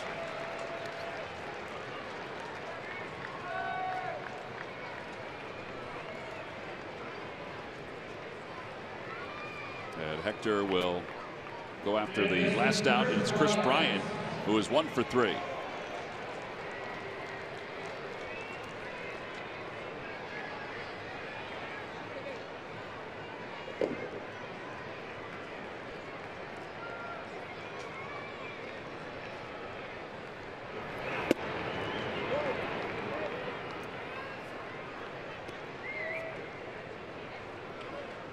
Tomorrow we're on NBC at 7 o'clock. It's Weekends with Schmidt, presented by Acme Markets. Phillies pregame live will be 6:30 here on CSN. We will see Kyle Hendricks. There he is for the Cubs. Ben Lively for the Phils. Well, that young man knows how to pitch. He's not going to overpower you. Nope. But he's going to trick you. What was Jim DeShays, who does the Cubs today, said he'll rise it up at 88 if he wants to really kick it into high. Get a little gear. extra on it. Get a little extra on it. Now he's Ivy Leaguer, right? He is. Dartmouth. He's very good, though. Yes, he is. 3-1. Bryant takes a strike.